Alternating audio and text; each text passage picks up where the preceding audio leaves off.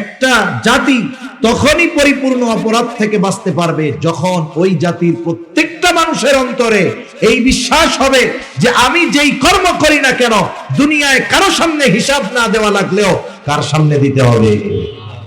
এজন্যই বুজুর্গানে দ্বীনের সাথে থাকার দরকার, এজন্যই আহলুল্লাহদের সাথে সোহবত দরকার। হুজুর সর্বশেষ কথাটা বলে গেছে যে আহলুল্লাহ যারা, আহলে দিল যারা, এদের সাথে কেন থাকতে হবে?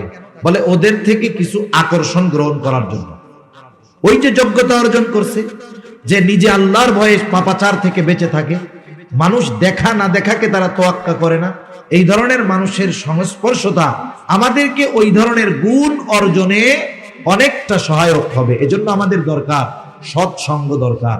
আল্লাহ তাআলা কুরআনুল কারীমের মধ্যে বলছেন, ইয়া আইয়ুহাল্লাযীনা আমানুত্তাকুল্লাহ ওয়া কুনু মা'আস সাদিকিন। হে ঈমানদারেরা, তোমরা মুত্তাকি হও। প্রশ্ন যদি করি আল্লাহ কেমনে মুত্তাকি হব? বলে ওয়া কুনু মা'আস সাদিকিন, সত্যবাদীদের সঙ্গী হয়ে যাও। এখন আল্লাহ তাআলা এখানে তো বলতে পারতেন আবিদিন, অন্যান্য গুণ আনতে পারতেন, দানশীলদের সঙ্গী হও, আবেদদের সঙ্গী হও। সাদিকিন কেন বলছেন? কারণ সত্যবাদিতা হলো এমন একটা গুণ যেই গুণের মধ্যে বাকি সব গুণ এমনিতেই পাওয়া যায়। সুবহানাল্লাহ। যেমন একটা উদাহরণ দেই, এখন এক গ্রামে একটা ছেলে ওই গ্রামের সবচাইতে উচ্চ শিক্ষিত হয়েছে। বাংলাদেশের উচ্চ শিক্ষা কি? ধরেন বিসিএস ক্যাডার হয়ে গেছে, বাংলাদেশের সর্বোচ্চ শিক্ষিত ব্যক্তি, ঢাকা ভার্সিটি থেকে অনার্স মাস্টার্স কমপ্লিট করে বিসিএস ক্যাডার, বড় চাকরিজীবী। এখন গ্রাম অঞ্চলের মানুষ, এখনো গ্রামের অনেক জায়গায় আছে মুরব্বীরা ম্যাট্রিক আইয়া পাস মনে করে এটা অনেক বড় শিক্ষিত, অথচ এই জামানায় দেখলাম পিয়নের চাকরির জন্য আইয়া পাস লাগে। অবস্থাটা কি? এখন এই ছেলে এত শিক্ষিত, গ্রামের সব মানুষ তারে দেখতে আসছে, ওই মুরব্বীও আসছে। কোন মুরব্বী? যে ম্যাট্রিক পাসকে অনেক বড় শিক্ষিত মনে করে। মুরব্বী মানুষ তো সহজ সরল, সবাই আইসে কথাবার্তা বলে চলে গেছে, মুরব্বী দাঁড়ায় আছে। এখন ওই ছেলেটারে জিজ্ঞাসা করতেছে, বাবা শুনলাম তুমি অনেক বড় শিক্ষিত, তা তুমি কি লেখাপড়া করছো, কি পাস করছো? ছেলেটা বলতেছে, চাচা আমি ঢাকা ভার্সিটি থেকে অনার্স মাস্টার্স শেষ করেছি, ফার্স্ট ক্লাস ফার্স্ট, রেজাল্ট খুব ভালো, সাথে সাথে আমি বিসিএস কমপ্লিট করেছি, ক্যাডার, বড় সরকারি চাকরি হয়েছে। তো এখন মুরব্বী বলতেছে, বাবা বুঝলাম মাস্টার্স করছো, অনার্স মাস্টার্স করছো, বিসিএস ক্যাডার, তা বাবা তুমি কি ম্যাট্রিক পাস করছিলা বাবা? এখন আমারে গন্ধ, সে যদি আইএ পাস করতে চায় তাকে তো আগে ম্যাট্রিক পাস করতে হবে, ঠিক কিনা? এখন কেউ যদি বলে আমি মাস্টার্স কমপ্লিট, তাহলে আমি যদি তারে প্রশ্ন করি, ভাই আপনি অনার্স পাস করছিলেন, তাহলে এই প্রশ্নটা পুরো বোকার মতো প্রশ্ন হবে না? তাহলে যেই ব্যক্তি সত্যবাদিতার গুণ অর্জন করতে পেরেছে তার মধ্যে বাকি সব গুণ এমনিই পাওয়া যায়। যেই ব্যক্তি মাস্টার্স কমপ্লিট করেছে এর নিচে যত কিছু আছে সবগুলো সে এমনি অর্জন করেছে, ঠিক কিনা বলে? এজন্য আমাদের সোহবত দরকার। আহলে দিল যারা, এদের সাথে যদি থাকি আমার দিলের পরিবর্তন হবে। দেখবেন প্রশাসনের চিন্তা আসবে না, আল্লাহর ভয়ে গুনাহমুক্ত জিন্দেগি গঠন করা সম্ভব হবে।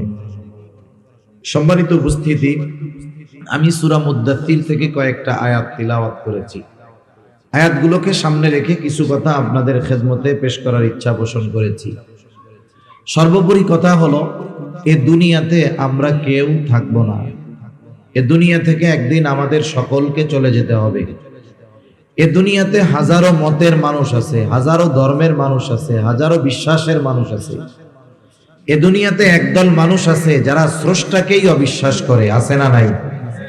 আল্লাহ তাআলাকে মানে না, বলে স্রষ্টা বলে কিছুই নাই। যত মতের, যত কথার, যত দলে বিভক্ত হোক না কেন মানুষ, যত মতানৈক্য মানুষের মধ্যে থাকুক না কেন, গোটা দুনিয়ার সব মানুষের মধ্যে একটা বিষয় নিয়ে কোনো মতানৈক্য নাই, যেটার নাম হলো মৃত্যু, ঠিক কিনা বলে? এই মৃত্যু নিয়ে কোনো মতানৈক্য নাই। নাস্তিক আস্তিক, মুসলিম অমুসলিম সকলেই এটা মানে যে এ দুনিয়ায় আসছি, একদিন দুনিয়া থেকে চলে যেতে হবে। বাস্তবতা হলো আমাদের প্রত্যেকের একটা নির্ধারিত সময় আছে, হায়াত আছে, মেয়াদ আছে। আমি আপনি যখন মায়ের গর্ভের ভিতরে আল্লাহ তাআলা রূহ ফুকায়া দিলেন ফেরেশতারে দিয়া, এই দেহের সাথে রূহটা কতদিন থাকবে, এই দুনিয়াতে আমার অবস্থান কতকাল হবে, ওই দিনই আল্লাহ সুবহানাহু ওয়া তাআলার পক্ষ থেকে নির্ধারিত হয়ে গেছে। আরেকটা বিষয় হলো, আমাদের মূল হলো রূহ। রূহ যখন বের হয়ে যায় এই দেহটার কোনো দাম নাই। দাম আছে বলেন? মনে করেন আপনি এখানে আসছেন, আপনার ঘর বাড়ি সব আছে, আপনার জন্য আপনার ঘরের মানুষ বিছানা রেডি করে রাখতেছে যে মাহফিল থেকে এসে ঘুমাবে, নামাজ পড়বে ফজরের। আল্লাহ না করুন আপনি যদি এখন মারা যান, কেউ যদি মারা যায়, তার স্ত্রীকে এই কথা বলবে নাকি যে এত কষ্ট করে বিছানাটা করে রাখছি, আজকে রাত্রটা দেহ এই বিছানার মধ্যেই থাক? রাখবে? ঘরে আর ঢুকাবে না, মসজিদ থেকে খাটিয়া বের করে ওখানে শোয়া বাহিরে ফেলায় রাখবে, অথচ আপনার ঘর আপনার টাকায় বানানো সব। এই দেহটার কোনো দাম নাই। মূল হলো রূহ। আর রূহ কি হয়? রূহ শুধু স্থান পরিবর্তন করে, রূহ ধ্বংস হবে না। কারণ আল্লাহ তাআলা যেমন চিরন্তন, রূহ যেহেতু আল্লাহ তাআলার নির্দেশ, এই রূহ এটাও চিরন্তন, এটার কোনো ধ্বংস নাই, দেহ শেষ হয়ে যাবে। যেমন আমরা প্রথমে ছিলাম রূহের জগতে। আল্লাহ তাআলা যখন আদম আলাইহিস সালামের পৃষ্ঠদেশ থেকে কিয়ামত পর্যন্ত যত মানুষ আসবে সকলের রূহ আল্লাহ তাআলা একত্রে বের করেছেন। এরপরে রূহের জগৎ, ওইখান থেকে আসলাম আলমে বতন, আলমে আরওয়াহ থেকে আলমে বতন, আলমে বতন থেকে এখন আছি আলমে দুনিয়ায়। এখানে একটা নির্ধারিত কাল অতিবাহিত হওয়ার পর এখান থেকে আবার আমরা স্থানান্তরিত হয়ে যাব। আমাদের প্রত্যেকেরই হায়াত নির্ধারিত নির্দিষ্ট আছে, কিন্তু আমাদের জানা নাই। এই যে বোতলের গায়ে লেখা থাকে যে পানিটার মেয়াদ কতদিন, এই যে লেখা আছে, আমরা এটা দেখে বুঝতে পারি যে এটা আমার জন্য কেনা উচিত হবে কিনা, কেনা যাবে কিনা, খাওয়া যাবে কিনা।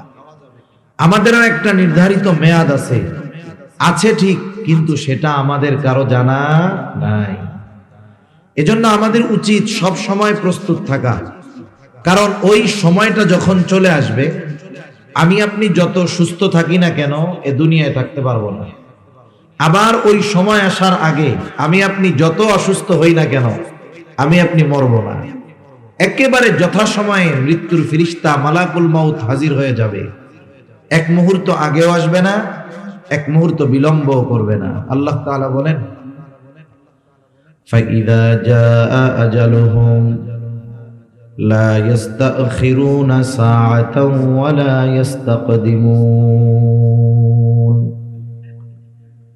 আল্লাহ রাব্বুল আলামিন জানায় দেন, একেবারে যথা সময়ে মৃত্যু চলে আসবে, এক মুহূর্ত আগেও মৃত্যু হবে না, এক মুহূর্ত বিলম্ব হবে না।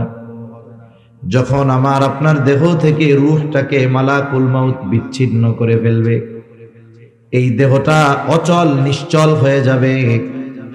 আমাদের অঞ্চলে যখন মানুষ মারা যায়, মসজিদের মধ্যে ঘোষণা করে, অমুক এলাকার অমুক আজ বিকাল 5 ঘটিকার সময় ইন্তেকাল করিয়েছে, আগামী দিন সকাল 8টায় অমুক স্থানে তার জানাজা অনুষ্ঠিত হবে। অতএব সকল ধর্মপ্রাণ মুসলমানদেরকে উক্ত মারহুমের রূহের মাগফিরাত কামনায় তার জানাজায় শরীক হওয়ার জন্য বিশেষভাবে অনুরোধ করা গেল। এইরকম প্রচার আপনাদের অঞ্চলে করে না? এখন আমরা অনেকের ব্যাপারে এই খবরটা শুনি, একদিন আমার খবরও মানুষে শুনবে। এই খবর বলার সময় একটা শব্দ বলে ইন্তেকাল, এটা হলো আরবি শব্দ, অর্থ হলো স্থানান্তরিত হওয়া। কি বলে? বলে আব্দুর রহিম ইন্তেকাল করিয়াছে। তার মানে ওই রূহ, ওটা মূল, ওটার নামই হলো আব্দুর রহিম। কারণ রূহ যখন আমার আপনার দেহ থেকে বের হয়ে যায়, কেউ ওই নিষ্প্রাণ দেহটাকে নাম ধরে ডাকে না, ওটাকে তখন বলে লাশ। মানে যার মধ্যে কিছুই নাই, কি নাই, সব আছে, বলে আসলটাই তো নাই, রূহই তো নাই। তাহলে মূল কথা হলো আমাদেরকে এই দুনিয়ার জগৎ থেকে স্থানান্তরিত হয়ে নতুন আরেক জগতে পদার্পণ করতে হবে, যেই জগতের নাম হলো আলমে বরজখ, লোকচক্ষুর অন্তরালের এক জগৎ। ওই জগৎটা কেমন?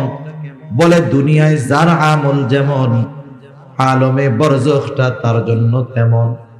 দুনিয়ায় একজন ঈমান এনেছে, নেক আমল করেছে, ভালো কাজ করেছে, অবশ্যই তার আলমে বরজখটা তার জন্য শান্তির জায়গা হয়ে যাবে। আরেকজন দুনিয়ায় ঈমান আনে নাই, পাপাচারের মধ্যে লিপ্ত থেকেছে, গুনাহ করেছে, মন যা চায় তাই করেছে, বলে আলমে বরজখটা তার জন্য হয়ে যাবে কষ্টের। এই জন্য নবীজি সাল্লাল্লাহু আলাইহি ওয়াসাল্লাম জানায় দেন, আমাদেরকে যখন কবরস্থ করা হবে, কবরে রাখা হবে, আমাদের প্রত্যেককেই তিনটা করে প্রশ্ন করা হবে। এক নাম্বার প্রশ্ন, মার রব্বুক, তোমার রবকে। দুই নাম্বার প্রশ্ন, আমা দীনুক, তোমার দিন কি। তিন নাম্বার প্রশ্ন, নবীজিকে দেখায় বলা হবে, মা হাদার রাজুলুল্লাযী বুইসা ফীকুম, অথবা প্রশ্ন করা হবে, আমার নবিয়ুক, তোমার নবীকে। এই যে তিনটা প্রশ্ন আল্লাহ তাআলা কবরের মধ্যে যে করবে, নবীজি অনেক আগে জানায় দিয়েছেন। দুনিয়ার পরীক্ষার প্রশ্ন ফাঁস করা হয় না, প্রশ্ন জানা যায় পরীক্ষার হলে গিয়া। আর কবরের প্রশ্ন কি হবে অনেক আগের থেকে জানায় দেওয়া হলো। বুঝতে হবে, যেই পরীক্ষার প্রশ্ন গোপন থাকে ওই পরীক্ষা মূলত সহজ, কিন্তু যেই পরীক্ষার প্রশ্ন আগেই জানায় দেওয়া হয়, বুঝতে হবে জাগা মতন গিয়া ওই প্রশ্নের জবাব দেওয়া বড় কঠিন। আমরা যদি মনে করি যে প্রশ্ন তো জানি, তিন প্রশ্নের উত্তর মুখস্থ করে যাব, ফিরিস্তা আইসা জিজ্ঞাসা করার আগেই কইয়া দিব যে তুমি কি কি জিজ্ঞাসা করবা জানি, এই জবাব, কাজ হবে? দুনিয়ার প্রশ্ন মুখস্থ পড়ার সাথে জবাব দেওয়ার সম্পর্ক। দুনিয়ার পরীক্ষার হলের প্রশ্নের জবাব দেওয়ার জন্য লেখাপড়া করা লাগবে, লেখাপড়া মুখস্থ না করলে জবাব দিতে পারবে না। কিন্তু কবরের তিন প্রশ্নের সাথে মুখস্থ লেখাপড়ার কোনো সংযোগ নাই। কবরের তিন প্রশ্নের জবাবের সাথে সম্পর্ক হলো আমলের সাথে। যখন কোন মানুষ এই তিন প্রশ্নের আলোকে আমল করবে, এই তিন প্রশ্নের ব্যাপার যদি তার কোনোদিন নাও শুনে নাও জানে, কবরে গিয়াও যদি প্রথম জানে যে এই তিন প্রশ্ন, জবাব দিয়ে দিতে পারবে। তাহলে এক নাম্বার প্রশ্ন, আমার রব্বুক, তোমার রবকে। জবাব হলো আল্লাহ। এটা মুখস্থ করলেই দেওয়া যাবে না। একটা ব্যক্তি যখন পরিপূর্ণ রবের দাসত্ব করবে, রবের হুকুম আহকাম মেনে চলবে, রবের আদেশের সামনে নিজেকে নত করে দিবে, ওই ব্যক্তি কবরে গিয়ে যখনই প্রশ্ন করবে তোমার রবকে, দুনিয়ার জগতে যেই রবের গোলামি করছে তার জবাব দিতে আর কষ্ট হবে না। সে তার সাথে সাথে জবাবে বলবে আমার রব হলো আল্লাহ। দুই নাম্বার প্রশ্ন করবে তোমার দিন কি, তোমার জীবন ব্যবস্থা কি, তুমি যে দুনিয়ার হায়াত অতিবাহিত করেছো, কোন দর্শনের মতাদর্শের আলোকে তুমি তোমার জীবনকে পরিচালিত করেছো। একটা মানুষ যদি ইসলামের উপরে নিজেকে পরিচালিত করে, তাহলে লোকটা সহসাই জবাব দিবে আমার দিন হলো ইসলাম। সারা জিন্দেগি ইসলামের বিরুদ্ধাচরণ করে যতই মুখস্থ করে কবরে যাক না কেন, ওকে যখন জিজ্ঞাসা করা হবে ওমা দিন, ওই ইসলাম বিদ্বেষী কিন্তু জবাব দিতে পারবে না। ইসলামের উপরে যে চলবে সেই জবাব দিতে পারবে আমার দিন হলো ইসলাম। নবীজিকে দেখায় বলা হবে এই ব্যক্তিকে যাকে তোমাদের কাছে প্রেরণ করা হয়েছিল, কে জবাব দিতে পারবে? বলে যে গোটা জিন্দেগি রাসূলের সুন্নাতের আলোকে সাজিয়েছিল, রাসূলের আদর্শে আদর্শিত হয়েছিল, রাসূলের রঙে নিজের জীবনকে রঙ্গিত করেছিল। ওই ব্যক্তি সহজেই জবাব দিবে ইনি হলেন আমাদের নবী মুহাম্মদুর রাসূলুল্লাহ সাল্লাল্লাহু আলাইহি ওয়াসাল্লাম। এছাড়া জবাব দেওয়া সম্ভব নয়। এখন যে এই তিন বিষয়ের উপরে আমল করছে, আল্লাহ তাআলার দাসত্ব ঠিকমতো করছে, জীবনটাকে ইসলামের উপরে সাজাইছে, নবীজির সুন্নাতের আলোকে জীবন চালিয়েছে, তাকে প্রশ্ন করা হলো, সে জবাব দিয়ে দিল। বলেন পরীক্ষায় পাস না ফেল? জোরে বলেন, পাস না ফেল? পাস। এইবার আল্লাহর পক্ষ থেকে ঘোষণা আসবে, সাদাকা আবদি, সাদাকা আবদি, ফাফরিশুহু মিনাল জান্নাহ ওয়ালবিসুহু মিনাল জান্নাহ ওয়াফতাহু লাহু বাবান ইলাল জান্নাহ। আল্লাহর পক্ষ থেকে ঘোষণা আসবে আমার বান্দা সত্য বলেছে, ফাফরিশুহু মিনাল জান্নাহ, তার কবরের মধ্যে জান্নাতি বিছানা এনে বিছায়া দাও। ওয়ালবিসুহু মিনাল জান্নাহ, তাকে জান্নাতি পোশাক এনে পরায় দাও। ওয়াফতাহু লাহু বাবান ইলাল জান্নাহ, তার কবরের সাথে জান্নাতের সাথে একটা দরজা খুলে দাও। ফেরেশতারা বলবে তুমি ঘুমাও, যেমন কইরা নতুন দুলা ঘুমায়। নতুন জামাই যখন কারো বাড়ি আসে, যখন ঘুমায়, শাশুড়ি কেউ যদি দেখতে আসে জামাইরে, শাশুড়ি কি বলে, ঘুমাইতেছে ঘুমাইতেছে, এরকম বলে না? এখন না, পরে এসো, ঘুমাইতেছে। কেউ তারে ডিস্টার্ব করবে না, তুমি আরামসে ঘুমাও। আবার যে এই 3 প্রশ্নের জবাব দিতে পারবে না, তার ব্যাপারে ঘোষণা আসবে, কাযাবা আবদি কাযাবা আবদি ফাফরিশুহু মিনান নার ওয়ালবিসুহু মিনান নার ওয়াফতাহু লাহু বাবান ইলান নার। এ বান্দা মিথ্যা বলতেছে, জবাব দিতে পারে নাই। সব প্রশ্নের জবাবে বলবে লা আদরি, আমি কিছুই জানি না, পরীক্ষায় ফেল। বলবে জাহান্নাম থেকে আগুনের বিছানা এনে বিছায়া দাও, জাহান্নাম থেকে আগুনের পোশাক এনে একে পরায়া দাও, জাহান্নামের সাথে তার কবরের সাথে একটা দরজা খুলে দাও। কত কষ্ট হবে ওই কবরের মধ্যে, আলমে বরজখে আযাবে থাকবে। আযাবের তীব্রতা এতটা বেশি হবে, ও মনে করবে এটাই মনে হয় জাহান্নাম। কারণ ওই রকম শাস্তি, আযাব কেউ কোনোদিন দেখে নাই। ফেরেশতারা তখন তাকে জানাবে, না, এটা জাহান্নাম নয়, বরং তোমার জন্য এর চাইতে কল্পনাতীত শাস্তি আল্লাহ তাআলা কিয়ামতের পরে তোমার জন্য প্রস্তুত করে রাখছে। ওইখানে তোমাকে অনন্তকাল থাকতে হবে। অবস্থাটা কি দেখেন, সে যেই আযাবে আছে আলমে বরজখে, মনে করবে এটাই মনে হয় জাহান্নাম। কিন্তু যখন আসল জাহান্নামের খবরটা শুনবে, দেখে নাই, শুধু ফেরেশতাদের কাছে শুনে এতটা ভীত সন্ত্রস্ত হয়ে যাবে, সে আল্লাহর কাছে বলতে থাকবে, আল্লাহ, কিয়ামত যেন কখনোই কায়েম না হয়। কারণ আমি আপনি যখন একটা কষ্টের মধ্যে থাকি, এর চাইতে বহুগুণ বেশি কষ্ট যখন সামনে আসে, বর্তমান যেই কষ্টটা আছে, সামনের ভয়াবহ কষ্টের কথা চিন্তা করে এটাকে স্বাভাবিক মনে হয়। ওই কষ্টের কথা শুনেই তারা মনে করবে ভালো আছি, এজন্য আল্লাহর কাছে বলবে কিয়ামত কায়েম করেন না। আবার যার কবরটা জান্নাতের বাগান হবে, রাউদাতুম মিন রিয়াদিল জান্নাহ, ও মনে করবে এটাই মনে হয় জান্নাত। কিন্তু ফেরেশতারা তাকে জানাবে, না না, এটা জান্নাতের নিয়ামতের তুলনায় এটা কোনো কিছুই না। তোমার জন্য আল্লাহ তাআলা কল্পনাতীত জান্নাত তৈরি করে রাখছে। সেই জান্নাতের খবর আল্লাহ তাআলা দেন।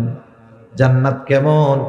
বলে, আ'আদতু লিইবাদিস সালিহিন মা লা আইনুন রাআত ওয়ালা উযুনুন সামিআত ওয়ালা খাতারা আলা কলবি বাশার।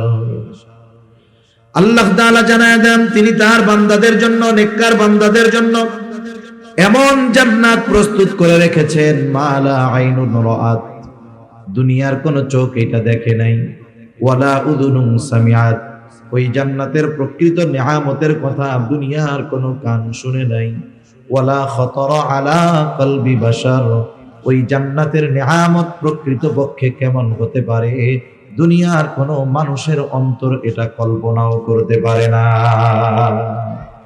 সুবহানাল্লাহ। কি আছে জান্নাতের মধ্যে? আল্লাহ তাআলা বলেন জান্নাতের মধ্যে কি আছে? বলে, ওয়ালাকুম ফিহা মা তাশতাহি আনফুসুকুম, মন যা চায় জান্নাতের মধ্যে তাই আছে। দুনিয়াতে কিন্তু অনেক কিছু আমাদের মন চায়, কিন্তু দুনিয়ায় পাওয়া যায় না, ওইটাও জান্নাতে আছে। জান্নাতে গিয়া নতুন কইরা আরো যা মন চাবে তাও আল্লাহ তাআলা জান্নাতে রাখছে। যেমন দুনিয়ায় কত কিছু মন চায়, বলেন তো, দুনিয়াতে কেউ কি বুড়া হইতে চায় নাকি? বৃদ্ধ হইতে চায়? কেউ চায় না, অধিকাংশ মানুষ চায় না। দেখবেন সেলুনে গেলে অনেক সময় দেখা যায় বুড়া মানুষ দাড়ি চুল পাইকে গেছে, যে চুল কাটে, ওরে বলে, তুই কি কলপ লাগাস রে, কয়দিন পরেই আবার সাদা হয়ে যায়। এমন কলপ দিবি যেন একটাও পাকা চুল না দেখা যায়। এখন একজন তার সাদা দাড়িকে কালো করতে চায় কেন?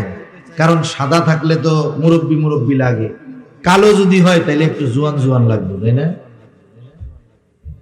তাহলে দুনিয়াতে কেউ বৃদ্ধ হতে চায় না, কিন্তু বাস্তবতা হলো সময়ের সাথে সাথে একটা সময় বৃদ্ধ হয়ে যেতে হয়, যৌবন থাকে না। তাহলে দুনিয়াতে মন চায় যে আমি বুড়া হব না, যুবক থাকবো। বলে দুনিয়াতে মন চায়, তবে দুনিয়ায় সম্ভব নয়। জান্নাতে যে ঢুকবে সে চিরন্তন যুবক হয়ে ঢুকবে, কখনো সে বুড়া হবে না।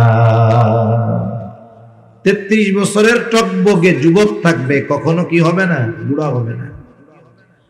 আবার দুনিয়াতে কেউ অসুস্থ হতে চায় না, মন চায় ঠিক, তবে কোনো না কোনো কারণে নিজের অজান্তে অসুস্থ হয়ে যেতেই হয়।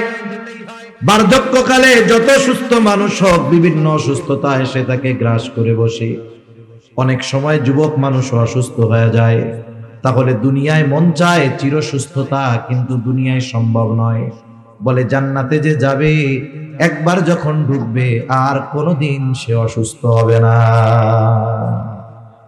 এক কথায় দুনিয়ায় আপনার কত কিছু মনে চাইতে পারে, যা মন চায় সব জান্নাতে পাওয়া যাবে। আবার জান্নাতে গিয়ে নতুন করে যদি কিছু মনে চায়, সেটাও আল্লাহ তাআলা দিবে। সুবহানাল্লাহ বলেন। তাহলে যার কবরটা জান্নাতের বাগান, ও মনে করবে এটাই জান্নাত।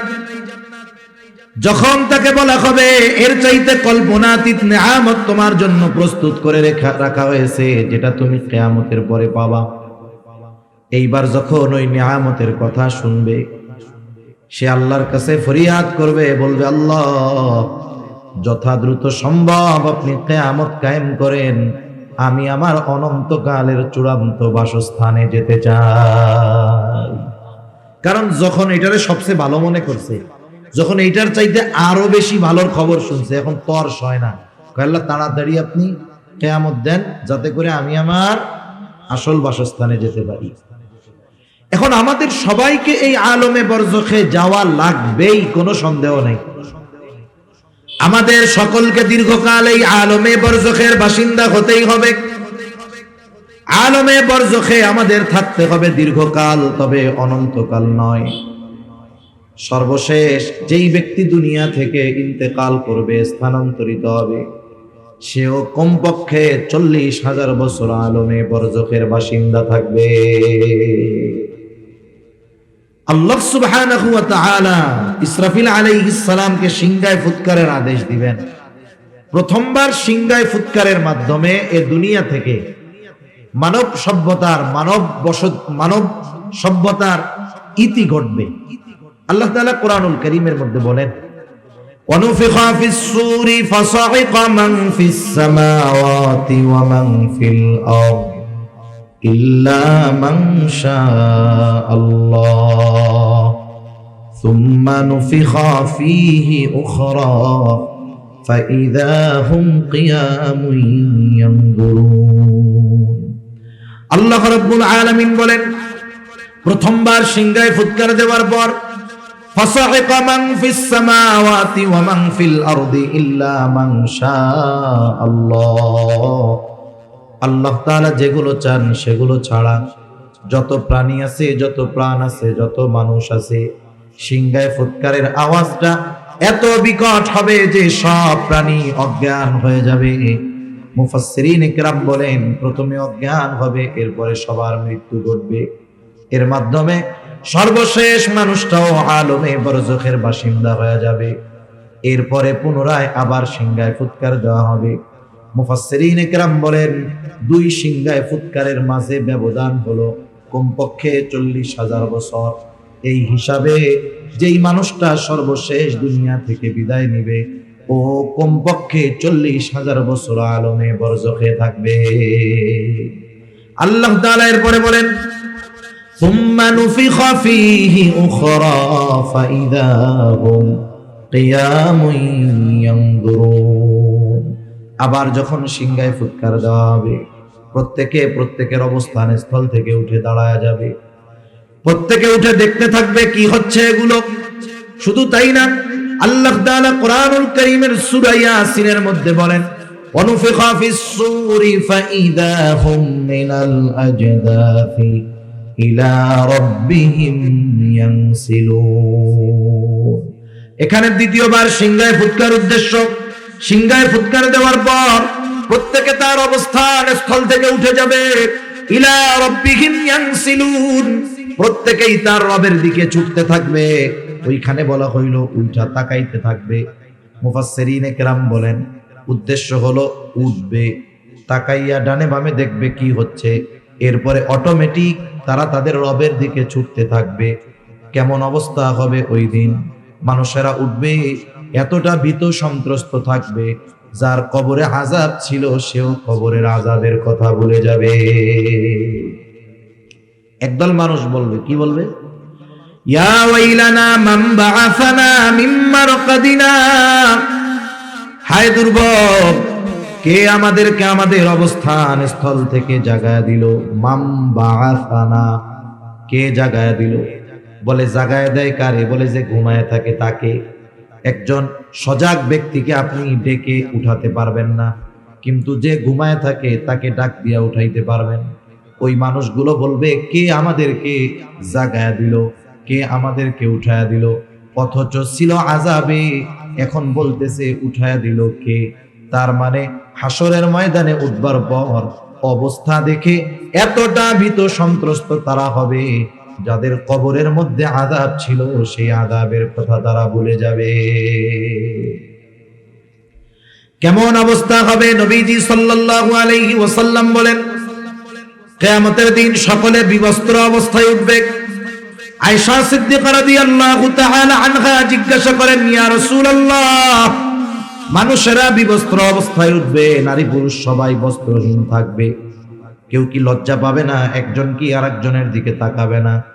নবীজি জানায় দেন, আয়েশা, মানুষ এতটা চিন্তিত ভীত সন্ত্রস্ত থাকবে যে একজন আরেকজনের দিকে তাকানোর বিষয়টা চিন্তাও করবে না। কেমন চিন্তাগ্রস্ত থাকবে মানুষ সেই দিন। ওই মানুষেরা বলবে, ইয়া ওয়াইলানা মান বাআসানা মিন মারকাদিনা, হায় দুর্ভোগ, কে আমাদেরকে আমাদের অবস্থান স্থল থেকে জাগায়া দিল।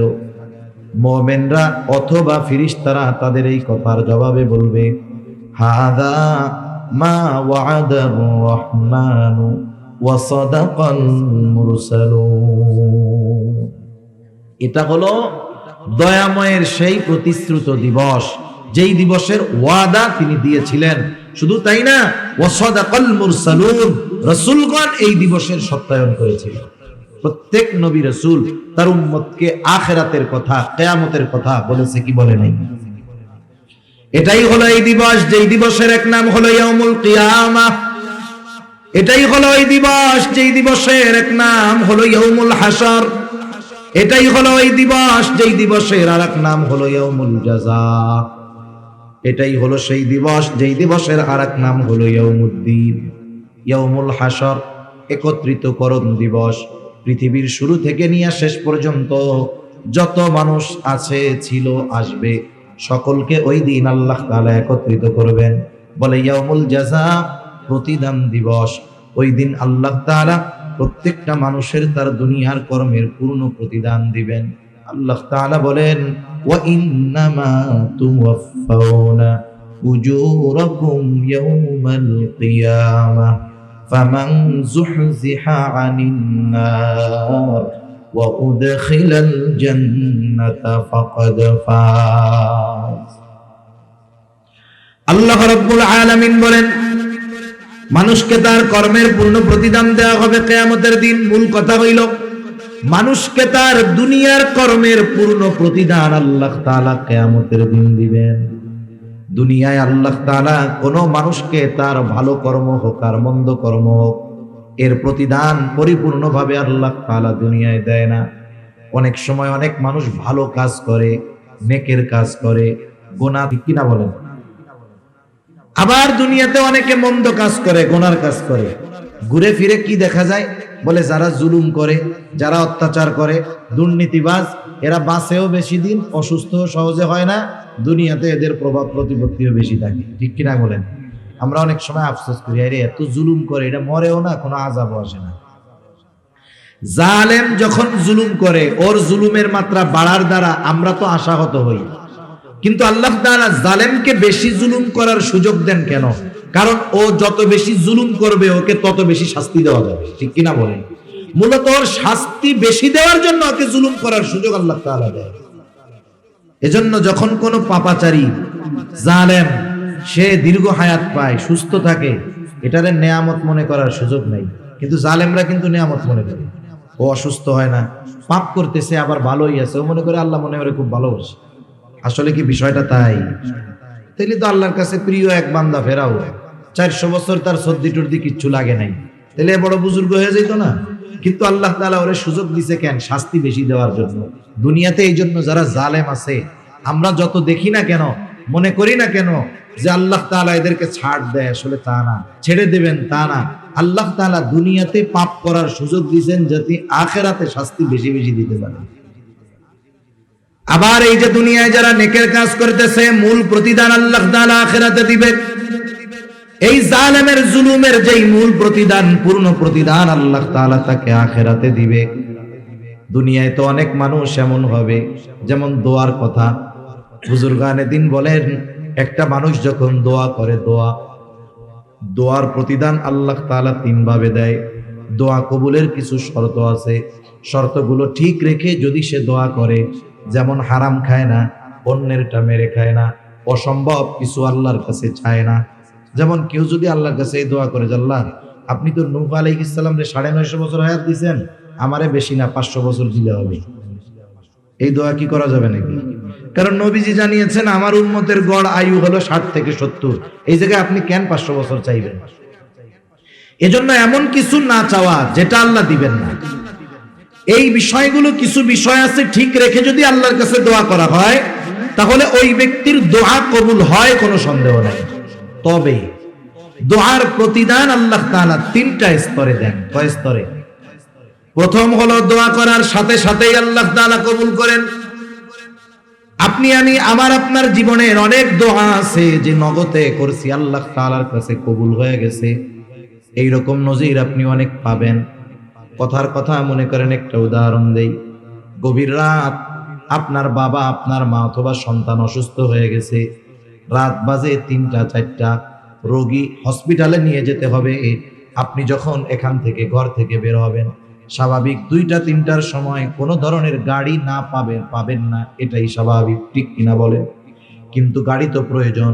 আপনি যখন ঘর থেকে বের হবেন, হয়তো হাত উঁচু করবেন না, কিন্তু অন্তরে অন্তরে আল্লাহর কাছে বলবেন, আল্লাহ রে, এখন যদি একটা গাড়ি মিলা যাইতো কতই না ভালো হইতো। গেট খোলা বাহির হইলেন, দেখলেন যে একটা সিএনজি আপনার সামনে আইসা হাজির। কিরে ভাই, কই যাবা? বলে চিটাগাং মেডিকেলে যাব, ওইখান থেকে একজন লোক রে আনতে হবে। তখন আপনি বলবেন কি, যে দাঁড়াও, আমার একজন রুগী আছে, সেও যাবে। একটু চিন্তা করেন, আপনি মনে করতেছেন এটা সাধারণ বিষয়। না না, ওই যে বের হওয়ার সময় অন্তরে আল্লাহর কাছে দোয়া করেছেন, ওইটা আল্লাহ তাআলা নগদেই কবুল করে নিছে। এরকম 1টা 2টা না, আপনি আমি যদি খেয়াল করি, আমার আপনার জীবনে হাজার হাজার দোয়া আছে যেটা আল্লাহ নগদে দিয়েছে। দোয়ার দ্বিতীয় অবস্থা হয়, আল্লাহ তাআলা নগদে দেন না, দুনিয়ায় দেন, তবে একটু বিলম্বে দেন। আপনি সেই 2000 সাল থেকে দোয়া করতেছেন, আল্লাহ আমার একটু আপনার ঘরটা জিয়ারত করার তৌফিক দেন, নবীর রওজার পাশে দাঁড়াইয়া সরাসরি সালাম দেওয়ার তৌফিক দেন। আবেগ, দরদ, মোহাব্বত নিয়ে দোয়া করতেছেন, দোয়া চালায় গেছেন, দোয়া তো কবুল হয়ে গেছে। কিন্তু আল্লাহ তাআলা আপনাকে 2023 সালে 24 সালে বাইতুল্লাহ জিয়ারতে পাঠাইলো। তার মানে আল্লাহ সুবহানাহু ওয়া তাআলা দোয়া কবুল করেছে, কিন্তু যেটা চাইছেন এটা দিয়েছে বিলম্বে। আবার কিছু দোয়ার অবস্থা হবে এইরকম, আল্লাহ তাআলা নগদেও দিবেন না, দুনিয়াতে বিলম্বেও দিবেন না, ওটা আখিরাতের জন্য আল্লাহ জমা করে রাখবে। বুজুর্গানে দিন বলেন, যখন মানুষকে আমলনামা দেওয়া হবে, প্রত্যেকটা মানুষ তার আমল আর ওই আমলের বিনিময়ে সওয়াব দেখতে পাবে। এক জায়গায় দেখবে বিশাল এক ইবাদতের ভান্ডার, এত বড় সওয়াবের ভান্ডার, এটা কোথা থেকে আসলো? এইবার ওই ব্যক্তি আল্লাহ তাআলার কাছে জানতে চাইবে। আল্লাহ তাআলা বলবে, বান্দা তুমি দুনিয়ায় আমার কাছে দোয়া করদা, আল্লাহ আমারে গাড়ি দেন, আল্লাহ আমারে বাড়ি দেন, আল্লাহ আমারে সম্পদ দেন। আমি আল্লাহ তোমাকে দুনিয়ায় দিতাম না, কারণ তুমি জানো না এগুলো যদি তোমাকে দুনিয়ায় দিতাম এটা তোমার ক্ষতির কারণ হইতো। আমি আল্লাহ তোমাকে ওইগুলা দেই নাই, ওইগুলা দেই নাই, তুমি হতাশ হয়ে গিয়েছিলে বান্দা। আমি আল্লাহ তাআলা তোমার দোয়া কবুল করি নাই, তুমি এটা মনে করতা। কিন্তু তুমি যেগুলো চেয়েছো ওগুলো তোমার জন্য কল্যাণকর ছিল না, বিদায় দুনিয়ায় আমি দেই নাই। কিন্তু দোয়া তো কবুল করছি, ওইগুলার চাইতে আরো ভালো বিনিময় এই নেকি আল্লাহ তোমাকে দিয়ে দিয়েছি। এইবার ওই বান্দা তখন আল্লাহর কাছে বলবে, আল্লাহ তাইলে দুনিয়ায় আপনি যেইগুলো দিয়েছিলেন ওইগুলো দুনিয়ায় না দিয়ে আখিরাতের জন্য জমা রাখলে ভালো হইতো। এজন্য দুনিয়া চাই আমরা অনেক কিছু, দুনিয়ায় আল্লাহ তাআলা ওই দুনিয়ার ওই বস্তুটা আমারে দেয় না, হতাশ হয়ে যাই না, না, যেগুলো পাবো আখিরাতে ওই দুনিয়াবি ওই বিষয়গুলো পাওয়ার কারণে হতাশ হব। আল্লাহর তখন বলো দুনিয়াবি ওই বিষয়গুলো দুনিয়ায় না দিয়া আমার জন্য আখিরাতে রেখে দিতে ওইটাই ভালো হইতো। কোন কথার থেকে জানি গেলাম এদিকে, যে আমরা আল্লাহ তাআলার কাছে চাই যে আল্লাহ সুবহানাহু ওয়া তাআলা আসলে বান্দাকে দেন, বান্দার দোয়া আল্লাহ তাআলা কবুল করেন। দোয়ার প্রতিদানটা আল্লাহ তাআলা তিন ভাবে দেয়।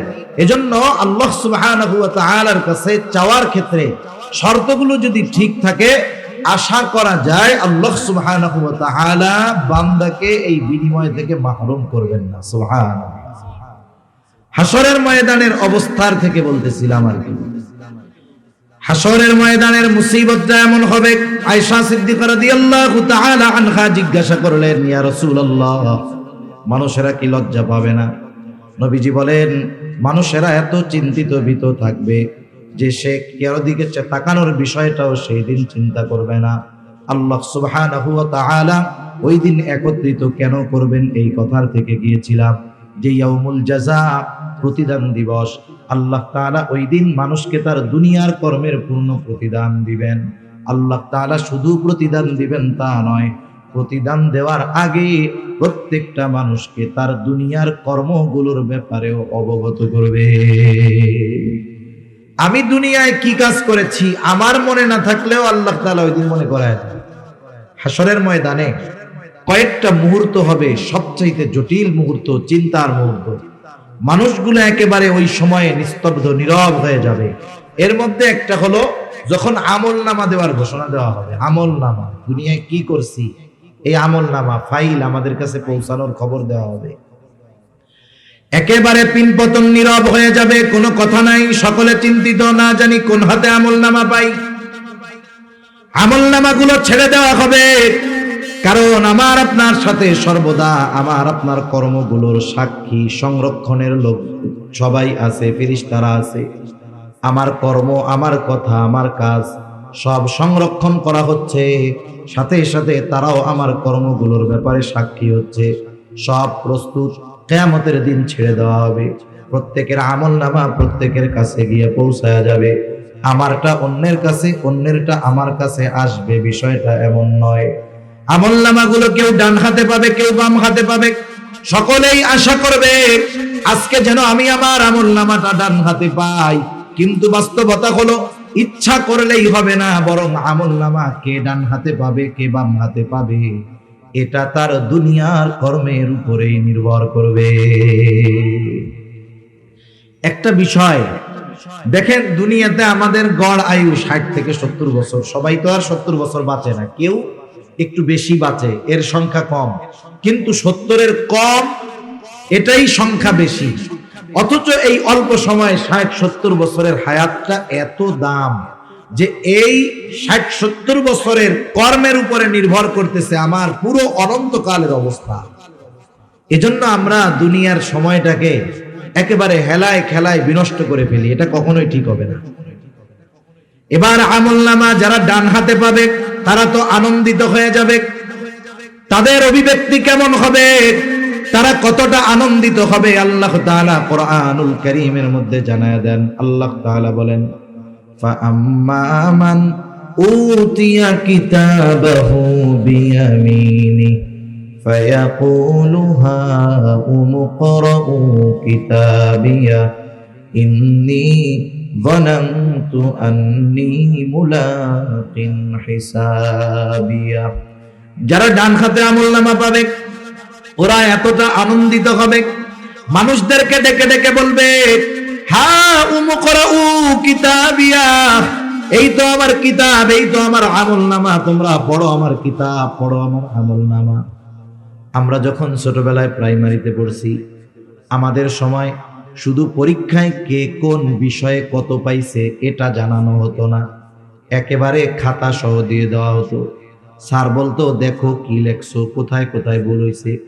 আবার বলতো খাতা বাসায় নিয়ে যাবা, আব্বা আম্মাকে দেখাইয়া সিগনেচার করে আনবা। এখন তো শুধু মার্ক জানায়া দেয়।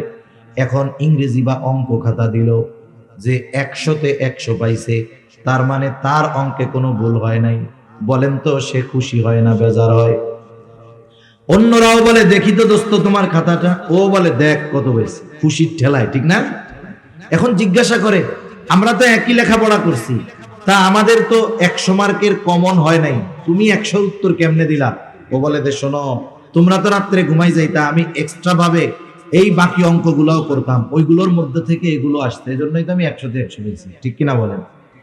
এই যে 100-তে 100 পাইছে, কারণ বলে কি আমি এক্সট্রা ভাবে লেখাপড়া করেছি। ডান হাতে যে আমলনামা পাবে সেও কেমন যেন ডান হাতে আমলনামা পাবার কারণগুলো বলে দিবে। কি কারণ? বলে ইন্নী যানানতু আন্নী মুলাকিন হিসাবিয়া। ডান হাতে আমলনামা পাবার কারণ আমি এই ব্যাপারে দৃঢ় ধারণা রাখতাম, তথা দুনিয়ায় আমি এই ব্যাপারে দৃঢ় বিশ্বাসী ছিলাম, আমাকে আমার কর্মের হিসাবের মুখোমুখি হওয়া লাগবে।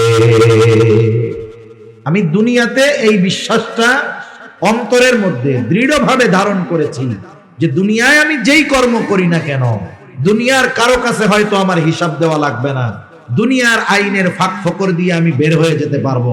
আমি একাকী যদি কোনো অন্যায় করি কেউ দেখবে না, দুনিয়ার কারো কাছে আমার হিসাব দেওয়া লাগবে না। কিন্তু আমি এই চিন্তা করতাম দুনিয়ার কারো কাছে আমার কর্মের হিসাব দেওয়া না লাগুক, আমার আল্লাহর সামনে আমাকে হিসাবের কাঠগড়ায় দাঁড়াতে হবে।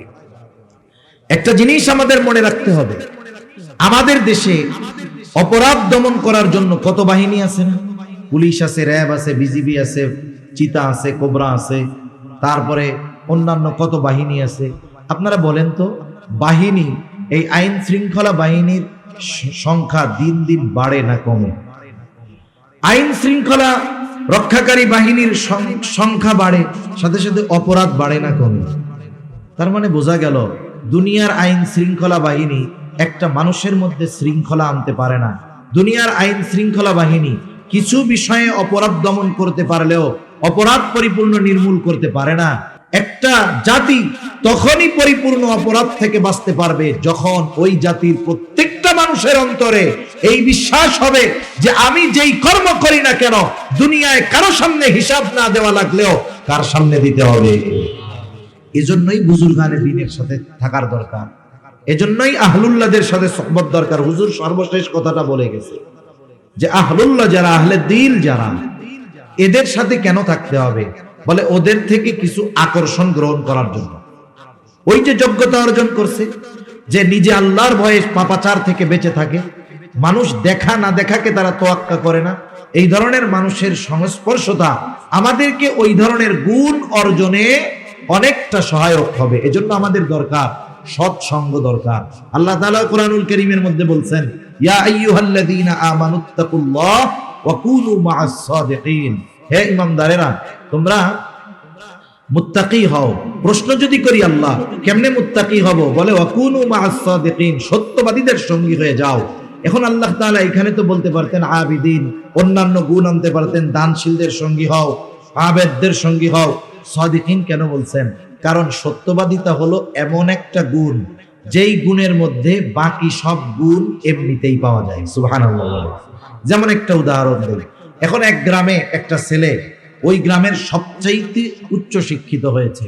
বাংলাদেশের উচ্চ শিক্ষা কি? ধরেন বিসিএস ক্যাডার হয়ে গেছে, বাংলাদেশের সর্বোচ্চ শিক্ষিত ব্যক্তি, ঢাকা ভার্সিটি থেকে অনার্স মাস্টার্স কমপ্লিট করে বিসিএস ক্যাডার, বড় চাকরিজীবী। এখন গ্রাম অঞ্চলের মানুষ, এখনো গ্রামের অনেক জায়গায় আছে মুরব্বীরা ম্যাট্রিক আইয়া পাস মনে করে এটা অনেক বড় শিক্ষিত, অথচ এই জামানায় দেখলাম পিয়নের চাকরির জন্য আইয়া পাস লাগে। অবস্থাটা কি? এখন এই ছেলে এত শিক্ষিত, গ্রামের সব মানুষ তারে দেখতে আসছে। ওই মুরব্বীও আসছে। কোন মুরব্বী? যে ম্যাট্রিক পাসকে অনেক বড় শিক্ষিত মনে করে। মুরব্বী মানুষ তো সহজ সরল, সবাই আইসে কথাবার্তা বলে চলে গেছে, মুরব্বী দাঁড়ায় আছে। এখন ওই ছেলেটারে জিজ্ঞাসা করতেছে, বাবা শুনলাম তুমি অনেক বড় শিক্ষিত, তা তুমি কি লেখাপড়া করছো, কি পাস করছো? ছেলেটা বলতেছে, চাচা আমি ঢাকা ভার্সিটি থেকে অনার্স মাস্টার্স শেষ করেছি, ফার্স্ট ক্লাস ফার্স্ট, রেজাল্ট খুব ভালো, সাথে সাথে আমি বিসিএস কমপ্লিট করেছি, ক্যাডার বড় সরকারি চাকরি হয়েছে। তো এখন মুরব্বী বলতেছে, বাবা বুঝলাম মাস্টার্স করছো, অনার্স মাস্টার্স করছো, বিসিএস ক্যাডার, তা বাবা তুমি কি ম্যাট্রিক পাস করছিলা বাবা?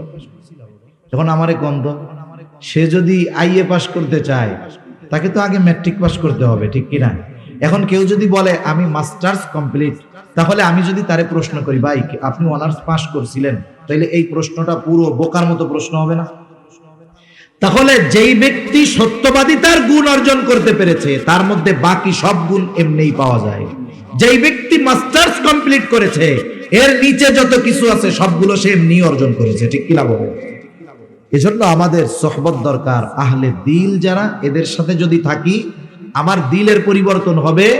দেখবেন প্রশাসনের চিন্তা আসবে না, আল্লাহর ভয়ে গুনাহমুক্ত জিন্দেগি গঠন করা সম্ভব হবে। তাহলে সে বলবে ইন্নী যানানতু আন্নী মুলাকিন হিসাবিয়া, আমি এই ব্যাপারে দৃঢ় ধারণা রাখতাম তথা দৃঢ় বিশ্বাস রাখতাম আমাকে আমার কর্মের হিসাবের মুখোমুখি হওয়া লাগবে। এই জন্য দুনিয়ায় আল্লাহর ভয়ে, হিসাবের ভয়ে গুনার থেকে বেঁচে থেকেছি। আজকে আমল নামা পেয়ে গেছি ডান হাতে, আর একদল আমল নামা পাবে বাম হাতে। ওই যে পরীক্ষার রেজাল্ট যখন দিত, অন্যান্য বিষয় যেমন তেমন, অনেকে কিন্তু অঙ্কে 2টা ঘোড়ার ডিমও পাইত। 0-100-র মধ্যে 0-0 পাওয়া যায় যেই সব সাবজেক্টে, এর মধ্যে অন্যতম হলো অঙ্ক। কারণ ওই জায়গায় যোগের জায়গা বিয়োগ হইলেই অঙ্ক শেষ, বাকি লেখা সব বিফল, ঠিক কিনা বলেন? এখন আরেকজন মনে করেন 2টা ঘোড়ার ডিম পেয়েছে, ও তো 100-তে 100 পেয়ে আনন্দিত, খাতা অন্যদেরও দেখায়, অন্যরাও দেখে। এখন যে 2টা ঘোড়ার ডিম পাইছে, বলেন তো সে খাতা পাওয়ার পরে নিজে দেখবে, অন্যদের দেখাবে? কেউ দেখতে চাইলে তারে দেখাবে?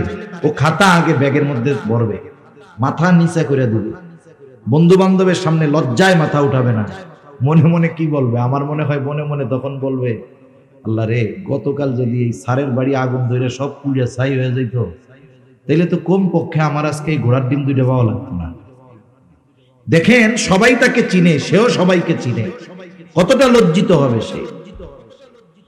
যারা বাম হাতে আমলনামা পাবে তাদের অভিব্যক্তি কেমন হবে? আল্লাহ তাআলা বলেন, ওয়া আম্মা মান উতিয়া কিতাবাহু বিশিমালি ফায়াকুলু ইয়া লাইতানি লাম উতা কিতাবিয়া ওয়া লাম আদরি মা হিসাবিয়া ইয়া লাইতাহা কানাতিল কাদিয়া মা আগনা আন্নি মালিয়া হালাকা আন্নি সুলতানিয়া।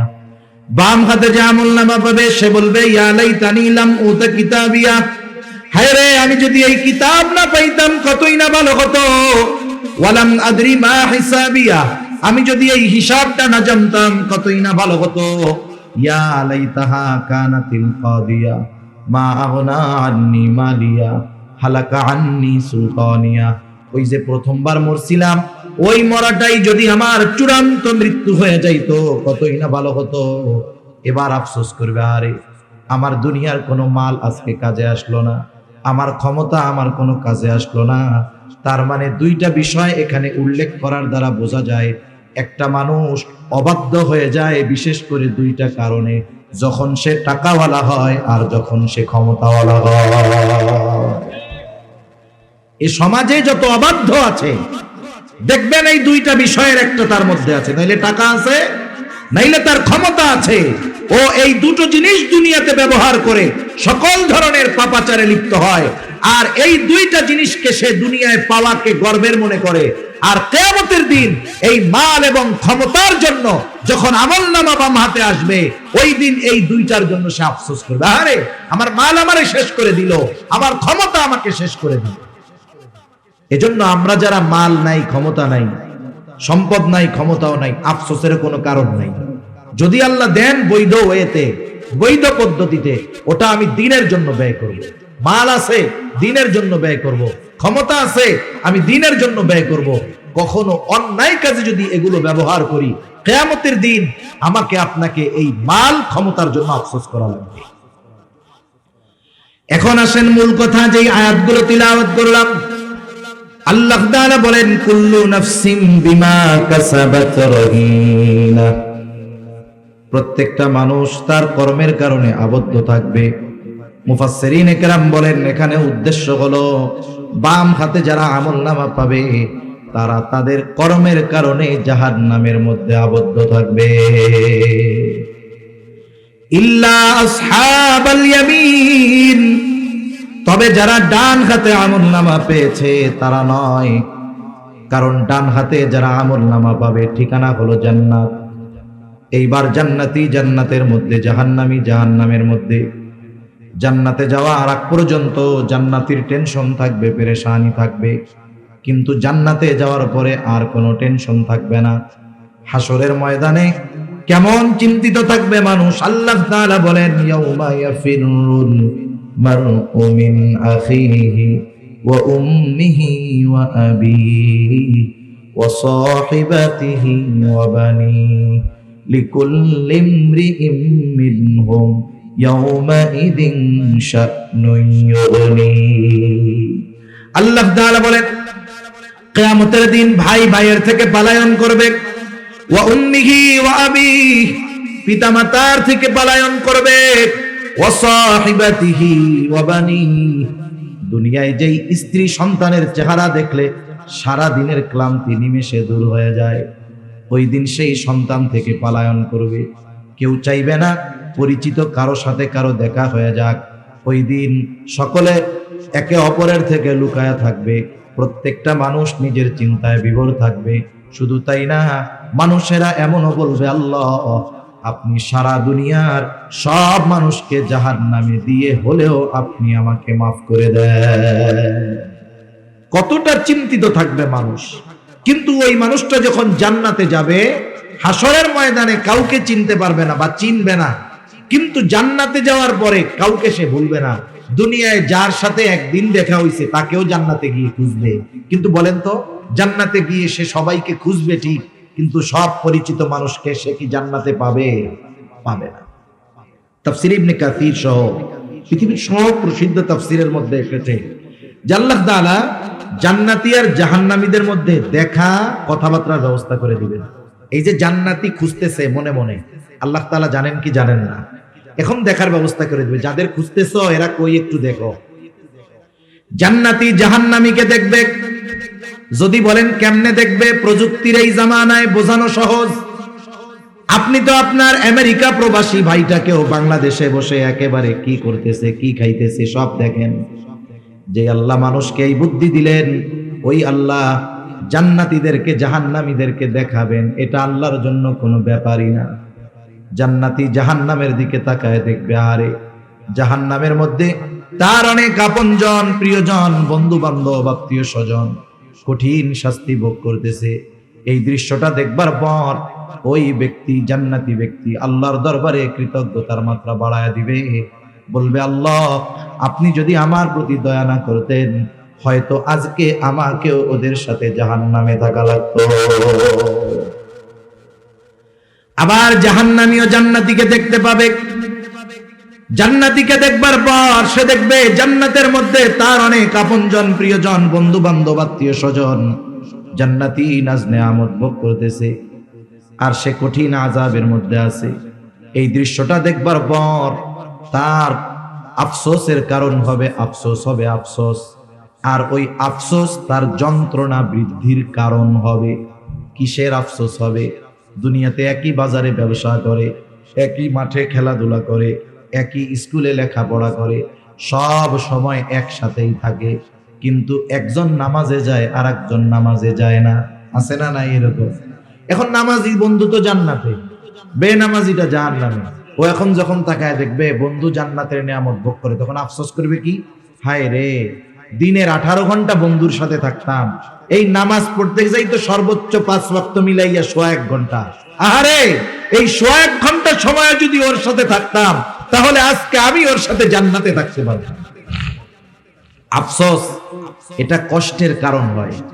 আফসোসের কারণে বাড়ি ব্যথা এটাও অন্য না, এটা হৃদয়ের ব্যথা, এটা আরো কষ্টের বেশি। যেমন আমি একটা উদাহরণ দিই যে আসলে কেমনে ব্যথাটা আসে। উদাহরণটা মনে করেন একজন অপরিচিত ব্যক্তি যাকে আপনি জীবনেও দেখেন না, সে আপনাকে একটা বকা দিছে। স্বাভাবিক কেউ যদি আমারে আপনারে বকা দেয় খারাপ লাগবে কি লাগবে না, কিন্তু সে যেহেতু অপরিচিত একবার দিয়ে চলে গেছে, 2-1 ঘন্টা পরে ওইটা আমার আর মনে থাকবে না, স্বাভাবিক হয়ে যাবে। ওই একই বকাটা, একই শব্দটা যদি আপনার কোনো বন্ধু আপনাকে দেয়, বলেন তো আগে অপরিচিত লোক বকা দেওয়ায় যেই কষ্ট পেয়েছেন, বন্ধু দেওয়ার পরে কষ্ট বেশি লাগবে না কম লাগবে? আবার হুবহু ওই শব্দটা যদি আপনার সন্তান আপনার ব্যাপারে ব্যবহার করে, বলেন তো কষ্ট আগের চাইতে বেশি লাগবে নাকি কম লাগবে?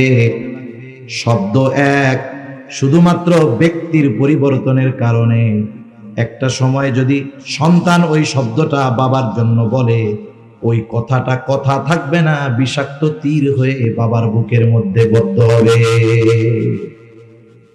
শব্দ এক, শুধুমাত্র ব্যক্তির পরিবর্তনের ক্ষেত্রে ওই শব্দের আঘাত কঠিন থেকে কঠিনতর হয়ে যায়। এজন্য তাদের আফসোস কষ্ট বৃদ্ধির কারণ হবে, আফসোস করবে, কেন গেলাম। আল্লাহ তাআলা শুধু দেখা নয়, উভয় দলের মধ্যে কথাবার্তার ব্যবস্থা করে দিবে। আল্লাহ তাআলা বলেন, ফি জান্নাতিন ইয়াতাসাআলুনা আনিল মুজরিমিন। জান্নাতীরা পরস্পর মুজরিমদের কাছে জানতে চাইবে, প্রশ্ন করবে, মা সালাকাকুম ফি সাকার, কোন কারণে তোমরা সাকারের অধিবাসী হইলা, কোন কারণে তোমরা জাহান্নামী হইলা। এইবার তাদের এই প্রশ্নের জবাবে জাহান্নামীরা তাদের জাহান্নামে যাওয়ার কারণ বলবে। 1 নাম্বার কারণ বলবে, ক্বালু লাম নাকু মিনাল মুসাল্লিন। 1 নাম্বার কারণ আমরা জাহান্নামে আসার, যে আমরা মুসল্লি ছিলাম না। মুসল্লি কাকে বলে? বলে সপ্তাহে 1 দিন মসজিদে হাজিরা দিলে কিন্তু সে মুসল্লি নয়। আমাদের ঢাকা শহরে 10 তলা মসজিদও আছে, জুমার দিন 10 তলা ভরে যায়, ওই বিল্ডিং এর ছাদটাও ভরে যায়, মসজিদের ছাদ। এরপরে সামনের যেই রাস্তা, 10 তলা বিল্ডিং, মসজিদের মধ্যে যত মানুষ, রাস্তায় তার চাইতেও বেশি। প্রত্যেকটা মহল্লার মসজিদের মধ্যে এই অবস্থা। চিন্তা করে দেখেন এত নামাজি আসছে কোথার থেকে? অবশ্যই ওই মহল্লার মধ্যে এত মুসলমান আছে বিধায় এত মানুষ, ঠিক কিনা গো? আফসোসের ব্যাপার, যেই মহল্লার 5 তলা 7 তলা 10 তলা মসজিদ, জুমার দিন লোক ধরে না, রাস্তাও ভরে যায়। ওই মহল্লার ওই মসজিদে জুমার দিন বিকাল বেলায় আসরের নামাজ, নিচের কাতারগুলো ভরে না, ঠিক কিনা গো? তাহলে সপ্তাহে 1 দিন মসজিদে হাজিরা দিলে সে মুসল্লি নয়। মুসল্লি হলো সে শত ব্যস্ততা থাকার পরেও যেই লোকটা কখনো নামাজ বাদ দেয় না। আর আসল মুসল্লি যে, সে যে কর্মেই ব্যস্ত থাক, তার অন্তর মসজিদের সাথে একটা কানেকশন থাকে। হাদিসের মধ্যে আসছে, কিয়ামতের দিন সূর্য তো একেবারে কাছে থাকবে। সূর্য এখন 9,30,00,000 মাইল দূরে। বিজ্ঞান বলে সূর্যের শীতল দিক যেটা, সেটা পৃথিবীর দিকে দেওয়া। তাই এই সূর্যের তাপ গরমের দিন আমাদের দেশে সহ্য করা কত কষ্ট। ওই সূর্যটা কিয়ামতের দিন একেবারে কাছে থাকবে এবং গরম দিকটা হাসরবাসীর দিকে থাকবে। নবীজি বলেন, ওই দিন কোথাও কোনো ছায়া থাকবে না আরশের ছায়া ছাড়া। আরশের ছায়ায় 7 শ্রেণীর মানুষ স্থান পাবে। নবীজি বলেন, এই 7 শ্রেণীর মধ্য থেকে 1 শ্রেণী, রাজুলুন কলবুহু মুআল্লাকুন ফিল মাসাজিদ। ওই ব্যক্তি আরশের ছায়ায় স্থান পাবে যার অন্তর সর্বদা মসজিদের সাথে লাগানো থাকতো। সে মসজিদে থাকতো তা নয়, বরং তার অন্তর মসজিদের সাথে লাগানো থাকতো। আপনাদের এলাকায় অনেক যুবক, অনেকে আছে না প্রবাসে আছে না বিদেশে, মাঝে মধ্যে দোস্তরে ফোন দেয়, মার কাছে ফোন, সৌদি আরব, কিন্তু আমার মনটা তো বাসার মধ্যে পড়ে রয়েছে। আমার দেহটা সৌদি, কিন্তু আমার মন কোথায়? বলে মন তো আমার বাড়িতে পড়ে রয়েছে।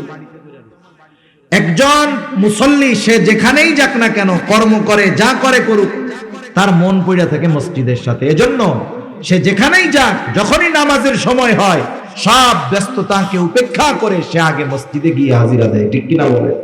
নাইলে তার অন্তরের মধ্যে প্রশান্তি আসে না। এখন আমাদের সমাজে মানুষ নামাজ পড়ে না, এ সংখ্যাটাই বেশি। 5 ওয়াক্ত নামাজ না পড়ার সংখ্যাই বেশি। এখন কেন পড়ে না?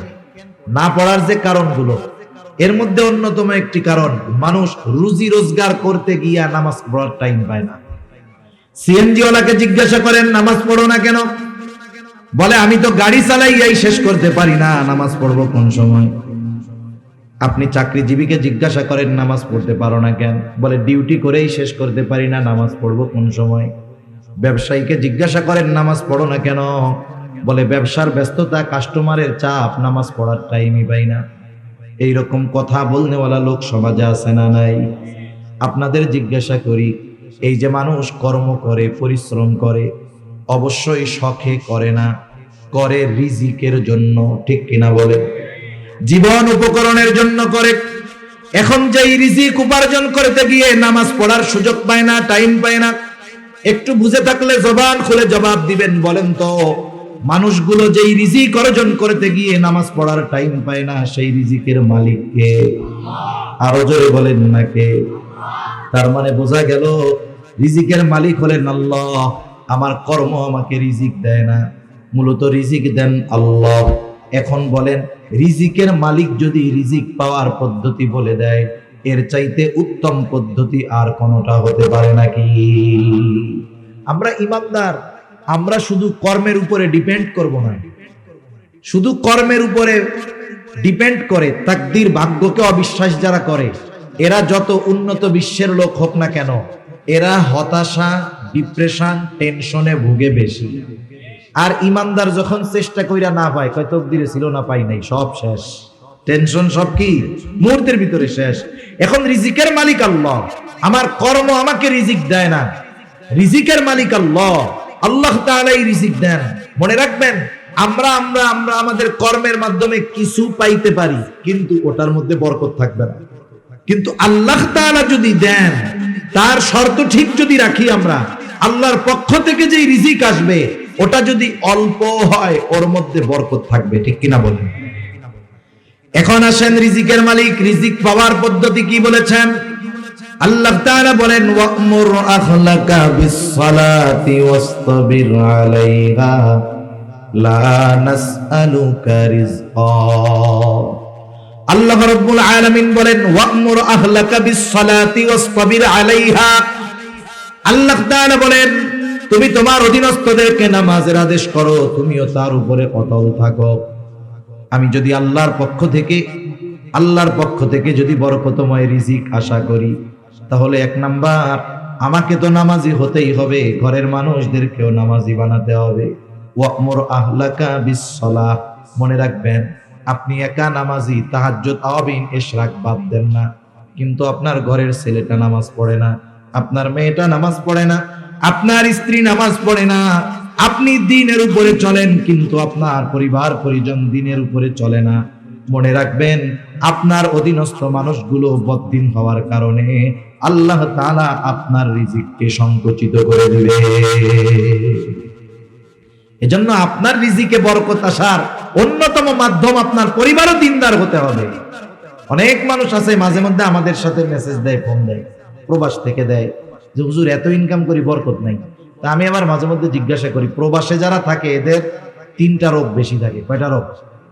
একটা হলো জুয়া খেলার রোগ, 2 নম্বর হলো মদ পান করার রোগ, নেশার রোগ, 3 নম্বর হলো নারী ঘটিত রোগ। সমস্যা আছে এইগুলা? বলে হুজুর আল্লাহর কসম এইগুলা কোনো কিছু নেই, বিড়ি সিগারেটও খাই না, নামাজ কালাম ঠিক মতো পড়ে না, পড়ি হুজুর, ডিউটি করি, নামাজ কালাম পড়ি, বিশ্রাম নেই, আপনাদের ওয়াজ নসিহত শুনি, এতটুকু শেষ।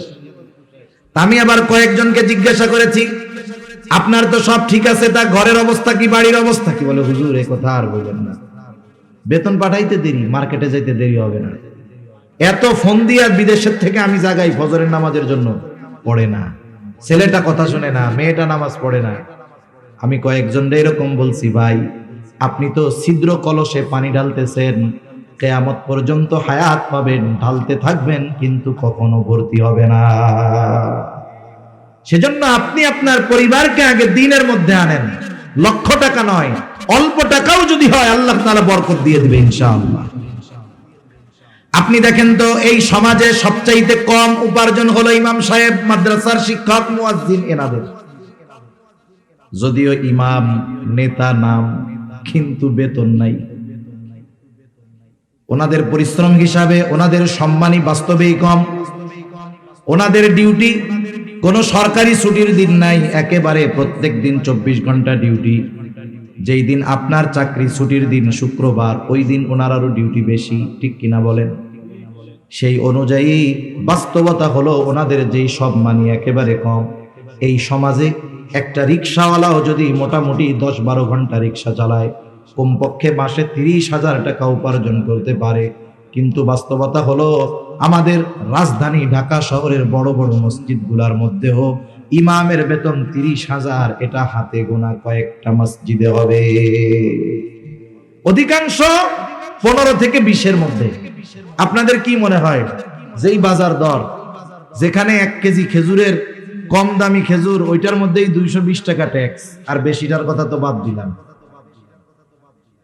যেই সমাজে এত দ্রব্যমূল্যের ঊর্ধ্বগতি, 4 জন লোক যদি থাকে এক ফ্যামিলিতে, স্বামী স্ত্রী 2 জন সন্তান, বলেন তো বাসা ভাড়া টাড়া দিয়ে 20,000 টাকায় হয়? এটা বলেন, হয় না।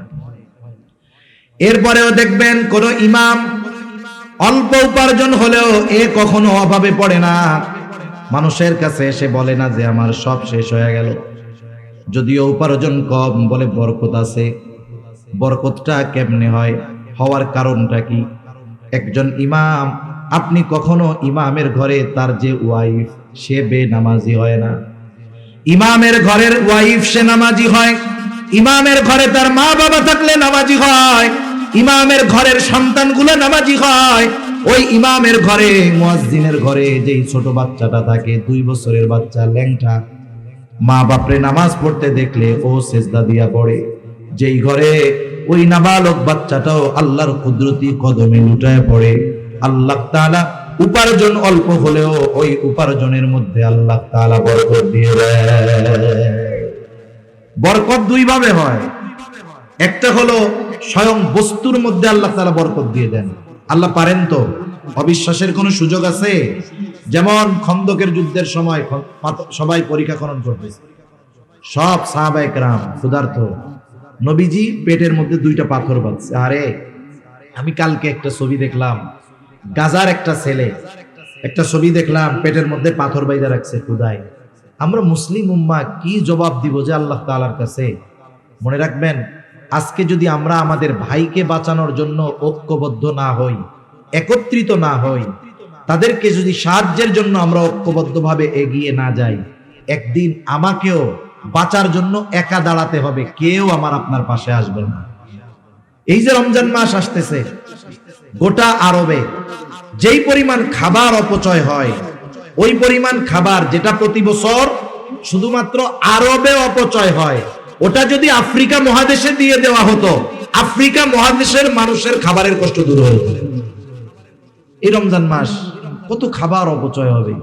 অথচ দেখেন, গাজার শিশু এখনই পেটের মধ্যে পাথর বেঁধে রাখছে, চতুর্দিক থেকে ঘিরে রাখছে। 57টা মুসলিম কান্ট্রি, এরা যদি শুধু একটু আওয়াজ করত, ওখান থেকে ইসরায়েল কেন, গোটা দুনিয়ার সম্মিলিত পরাশক্তি পালাইতে বাধ্য হতো, ঠিক কিনা বলেন? কিন্তু বাস্তবতা হলো আমরা তো 1000 মাইল দূরে, আমরা সীমান্তের বেড়া জালে গেড়া কলে আটকে গিয়েছি। আমাদের মন চায় আমাদের ভাইদের পাশে গিয়ে দাঁড়াইতে, কিন্তু আমরা অক্ষম। তবে দোয়ায় আমরা ওদেরকে কখনো ভুলবো না। মনে রাখবেন, ওরা অল্প মানুষ, একটা সংগঠন হামাস, এর বিরুদ্ধে লড়াই করতেছে গোটা ন্যাটো শক্তি, মানে কি ইউরোপ আমেরিকা সম্মিলিতভাবে ওদের বিরুদ্ধে যুদ্ধ করতেছে। একটা দেশের বিরুদ্ধে না, একটা সংগঠনের বিরুদ্ধে। জিহাদের ময়দানে বিজয় শুধু অস্ত্রের জোরে আসে না, 2টা জিনিস লাগে, অস্ত্রও লাগে, অশ্রুও লাগে। বদরে সাহাবীর সংখ্যা কত? 313, বিপক্ষে 1000 সশস্ত্র। নবীজি এমন ভাবে দোয়া করতেছেন তাঁবুর মধ্যে বৈশা। আবু বকর সিদ্দিক রাদিয়াল্লাহু তাআলা আনহু আয়েশা বলতেছে, ইয়া রাসূলুল্লাহ আপনি থামেন, যথেষ্ট হয়েছে, আল্লাহ আমাদেরকে বিজয় দান করবে। তাহলে অশ্রুও লাগে, অস্ত্রও লাগে। অস্ত্রের জোরেই যে জয়ী হয় তা না। এবার আসেন প্রেক্ষাপট দ্বিতীয়টা, উহুদের ময়দান। উহুদের যুদ্ধে মুসলমানদের সংখ্যা বেশি, আগের চাইতে বেশি, অস্ত্র শস্ত্রও বেশি। বদরের যুদ্ধে মুসলমানদের মন মানসিকতা যেই পরিমাণ ছিল আল্লাহর প্রতি, এখনো আছে, তবে আসবাবের প্রতিও একটা ভরসা আসছে। এখন সংখ্যায়ও আমরা বেশি, অস্ত্রেও বেশি। আল্লাহ তাআলা সাময়িক পরাজয় দিয়ে মুসলমানদেরকে শিক্ষা দিয়েছেন, শোনো, যারা ঈমানদার এরা অস্ত্রের বলে, সংখ্যার বলে জয়ী হয় তা নয়, বরং এরা আল্লাহ তাআলার সাথে সম্পর্ক যত গভীর হবে, সংখ্যায় যত কম হোক, অস্ত্র যত কম হোক, আল্লাহ তাআলা ওদেরকেই বিজয় দান করবে। এই বদর যুদ্ধ ছিল মুসলমানদের জন্য শিক্ষণীয় এক বিষয়, যার কারণে এর পরবর্তী সময় থেকে নিয়ে মুসলমানেরা অনেক সংখ্যায় হলেও, অস্ত্র অনেক থাকলেও, অস্ত্র এবং সংখ্যার উপরে তারা কোনো সময় ডিপেন্ড করে নাই, আল্লাহ তাআলার উপরে তারা ভরসা রেখেছে। তাহলে আমরা তো অস্ত্র দিয়ে ওদের সাথে যুদ্ধ করতে পারবো না, আমরা অস্ত্র দিয়ে দোয়া করব। রমজান মাস আসতেছে, দোয়া কবুলের মাস, আমরা খাস করে প্রত্যেকটা দোয়ায় ওদেরকে উল্লেখ করব। আমাদের সমস্যা হলো, যখন সংবাদ মাধ্যম, গণমাধ্যম একটা বিষয়কে বেশি ফলাও করে প্রচার করে, ওই সময় আমাদের মধ্যে কিছু আবেগ, দরদ জেগে ওঠে। যখন সংবাদ মাধ্যম অন্য ইস্যুতে চলে যায়, তখন ওইটা আমরা ভুলে যাই।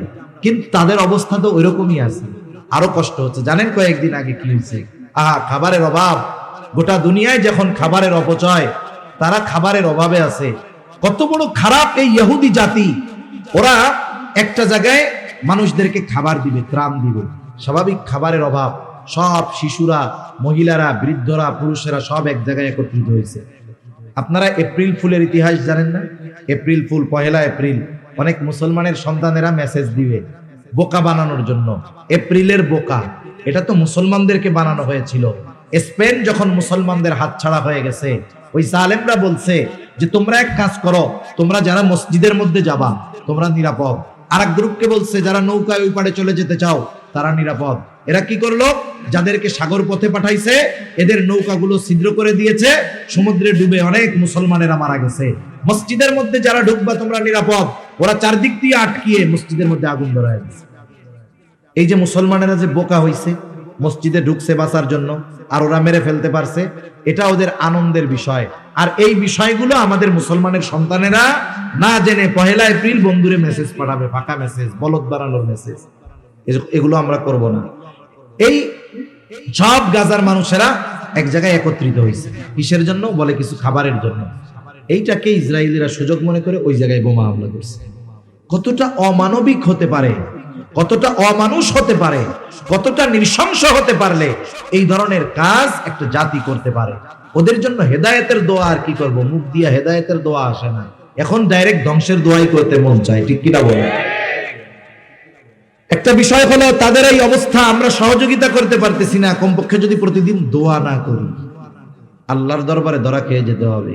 কমপক্ষে এতটুকু তো বলতে পারবো, আল্লাহ আমরা তো অক্ষম, দুর্বল ছিলাম, আপনি তো সবল, আপনার কাছে তো বলছি, আপনি এই ব্যাপারে আমাদেরকে দায়ী করেন না। সেজন্য আমরা তাদের বিষয়টা আল্লাহ তাআলার কাছে দোয়া করব তো ইনশাআল্লাহ। পেটে পাথর বাঁধা নবীজির, সাহাবী দেখা গেছে নবীজির পেটে পাথর, তোপ দিয়া বাড়ি চলে গেছে। যে বলতেছে খাবার কি আছে? বলে একটা ছোট ছাগলের বাচ্চা আছে আর আটা আছে। কয়জন হতে পারে? সর্বসাকুল্য 7-8 জন বা 10 জন। খাবারের ব্যবস্থা করো। ছাগল জবাই দিয়া রান্না চড়াইয়া দিছে, রুটির খামিরা বানাইছে এরকম গোল গোল, অপেক্ষা করতেছে আসবে নবীজি, আর গরম গরম রুটি বানায়া নবীজিকে দেওয়া হবে। যাই বলতেছি, ইয়া রাসূলুল্লাহ আপনার ক্ষুধায় পেটে পাথর, আমার বাড়িতে কয়েকজনের খাবারের আয়োজন হয়েছে, আপনি সহ কয়েকজন চলেন।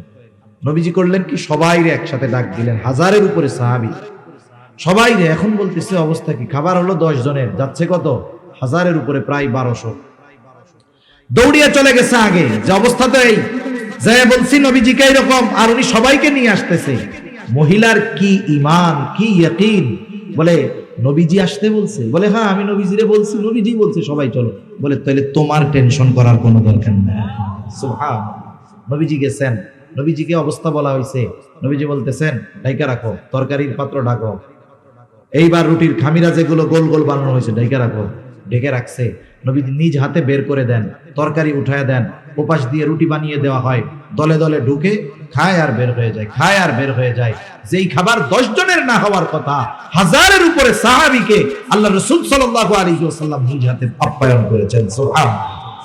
এখানে বরকতটা হইছে মূল বস্তুর মধ্যে, মূল বস্তুর মধ্যে। দ্বিতীয় বরকতের ধরন কি? বলে দেখবেন অনেকে হাফ কেজি চাউলের ভাত খেয়ে ফেলে, এরপরে ওর পেট ভরে না। বিয়া বাড়িতে গেছে, 3 গামলা গোস্ত একা খাইছে, কয় দোস্ত এরপরে আমার পেট ভরে না, এটা আরো পারতাম কিন্তু আইনা দিল না। আছে না এরকম আল্লাহর বান্দা কিছু? আবার কিছু আল্লাহর বান্দা আছে দেখবেন ভাত নিছে এতটুকু, এক টুকরা মাছ নিছে, খাইছে তো ওর পেট ভরে গেছে। আছে না নাই?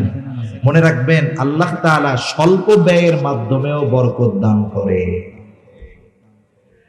এখন যে কথার থেকে গেলাম, আল্লাহ তাআলা নামাজি যদি হয় বরকতময় রিজিক দান করে, এই কথাই আল্লাহ তাআলা বলেন ওয়া'মুর আহলাকা বিস-সালাতি ওয়াসতাবির আলাইহা লা নাসআলুকা রিজকা।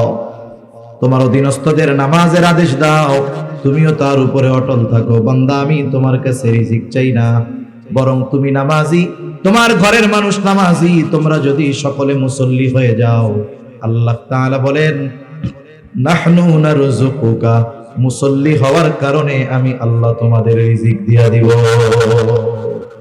যে রিজিকের টেনশনে নামাজ পড়ার টাইম পাই না, আল্লাহ তাআলা বলেন নামাজি হও আমি রিজিক দিব। তাহলে বলেন নামাজ যদি পড়ি দুনিয়ার টেনশন আছে, নামাজ যদি পড়ি আখিরাতেরও টেনশন নাই। নামাজের হিসাব আখিরাতে প্রথম হবে কিয়ামতের দিন। আল্লাহর নবী বলেন যার প্রথম হিসাব নামাজের হিসাব ঠিকঠাক মতো হয়ে যাবে, আল্লাহ তাআলা তার বাকি হিসাবগুলো সহজ করে দিবে। সুবহানাল্লাহ। এজন্য আপনাদের কাছে অনুরোধ, রমজান মাস সামনে তো কিছু কথা একদিক বলতে চাইছিলাম, আমার এদিকে মাথার মধ্যে কথাগুলো আসতেছে। রমজান মাস উপলক্ষে অনেক বেনামাজিও নামাজ শুরু করে, ঠিক কিনা বলেন? রমজানে ফজরের নামাজে যেই পরিমাণ লোক হয়, অনেক মসজিদে জুমায় ওই পরিমাণ লোক হয় না। এই যে একটা মাস আপনি কন্টিনিউ কাজগুলো করবেন, এই শিক্ষা নিয়ে আপনি বাকি 11 মাস কাজে চালাবেন। এজন্য নবীজি বলতেছেন যে রমজান মাস হলো মুমিনদের জন্য সবচাইতে উত্তম মাস, আর মুনাফিকদের জন্য সবচাইতে কষ্টের মাস। আপনি রোজাদার তো চিন্তা করতেছেন রোজার মাস আসতেছে, কত ফজিলত সওয়াব হবে, অল্প আমলে সওয়াব বেশি পাবো। আর যেগুলো রোজা রাখবে না মুনাফিক মার্কাও চিন্তা করতেছে দুপুরে কি খামো, বাসায় তো রান্না হইব না, ঠিক কিনা বলেন? ওদের জন্য কষ্টের শেষ নাই। আর মুমিনের আনন্দ কেন? বলে মুমিন এই 1 মাসকে কাজে লাগিয়ে বাকি 11 মাসের পাথেও সংগ্রহ করে। সুবহানাল্লাহ বলেন। এজন্য একটা সময় সুযোগ আমাদের সামনে আসছে যে এখন যেহেতু আমি কন্টিনিউ করব 5 ওয়াক্ত নামাজ, এটাকে আমি মজবুত ভাবে ধরে রাখবো। আগামী যত হায়াত আছে আমি এইভাবে যদি চলতে পারি, ইনশাআল্লাহ উপার্জন কম হলেও বরকত দিবেন কে? আল্লাহ। তাহলে 1 নাম্বার জাহান্নামীরা বলবে লামনাকু মিনাল মুসাল্লিন, আমরা মুসল্লি ছিলাম না, আর আমরা হব মুসল্লি। 2 নাম্বার ওরা বলে ওয়ালামনাকু নুতঈমুল মিসকিন, জাহান্নামে যাওয়ার দ্বিতীয় কারণ হলো আমরা মিসকিনদেরকে খানা খাওয়াইতাম না। সেজন্য খানা খাওয়ানো ফজিলতের কাজ। রাসূলুল্লাহ সাল্লাল্লাহু আলাইহি ওয়াসাল্লামের কাছে একজন এসে জিজ্ঞাসা করতেছে আইয়ুল ইসলামি খায়র, ইসলামের মধ্যে সর্বোত্তম কাজ কোনটা? নবীজি উম্মতের রূহানি ডাক্তার অবস্থার আলোকে জবাব দেন। এই ব্যক্তির এই প্রশ্নের জবাবে নবীজি বললেন তুতঈমুত তাআম ওয়া তাকরাউস সালাম আলা মান আরাফতা ওয়া মান লাম তারিফ, তুমি মানুষকে খানা খাওয়াও আর পরিচিত অপরিচিত সবাইকে বেশি বেশি সালাম দাও। খানা খাওয়ানোর কথা বলে নবীজি কোনো স্তর বিন্যাস করেন নাই, ক্লাসিফিকেশন করেন নাই। একজন গরিব মানুষ সে যদি কোটিপতিকে খাওয়ায় তবে আল্লাহর সন্তুষ্টির জন্য, ওর থেকে বিনিময়ের আশায় নয়। এই খানা খাওয়ানোর মধ্যে ফজিলত আছে না নাই?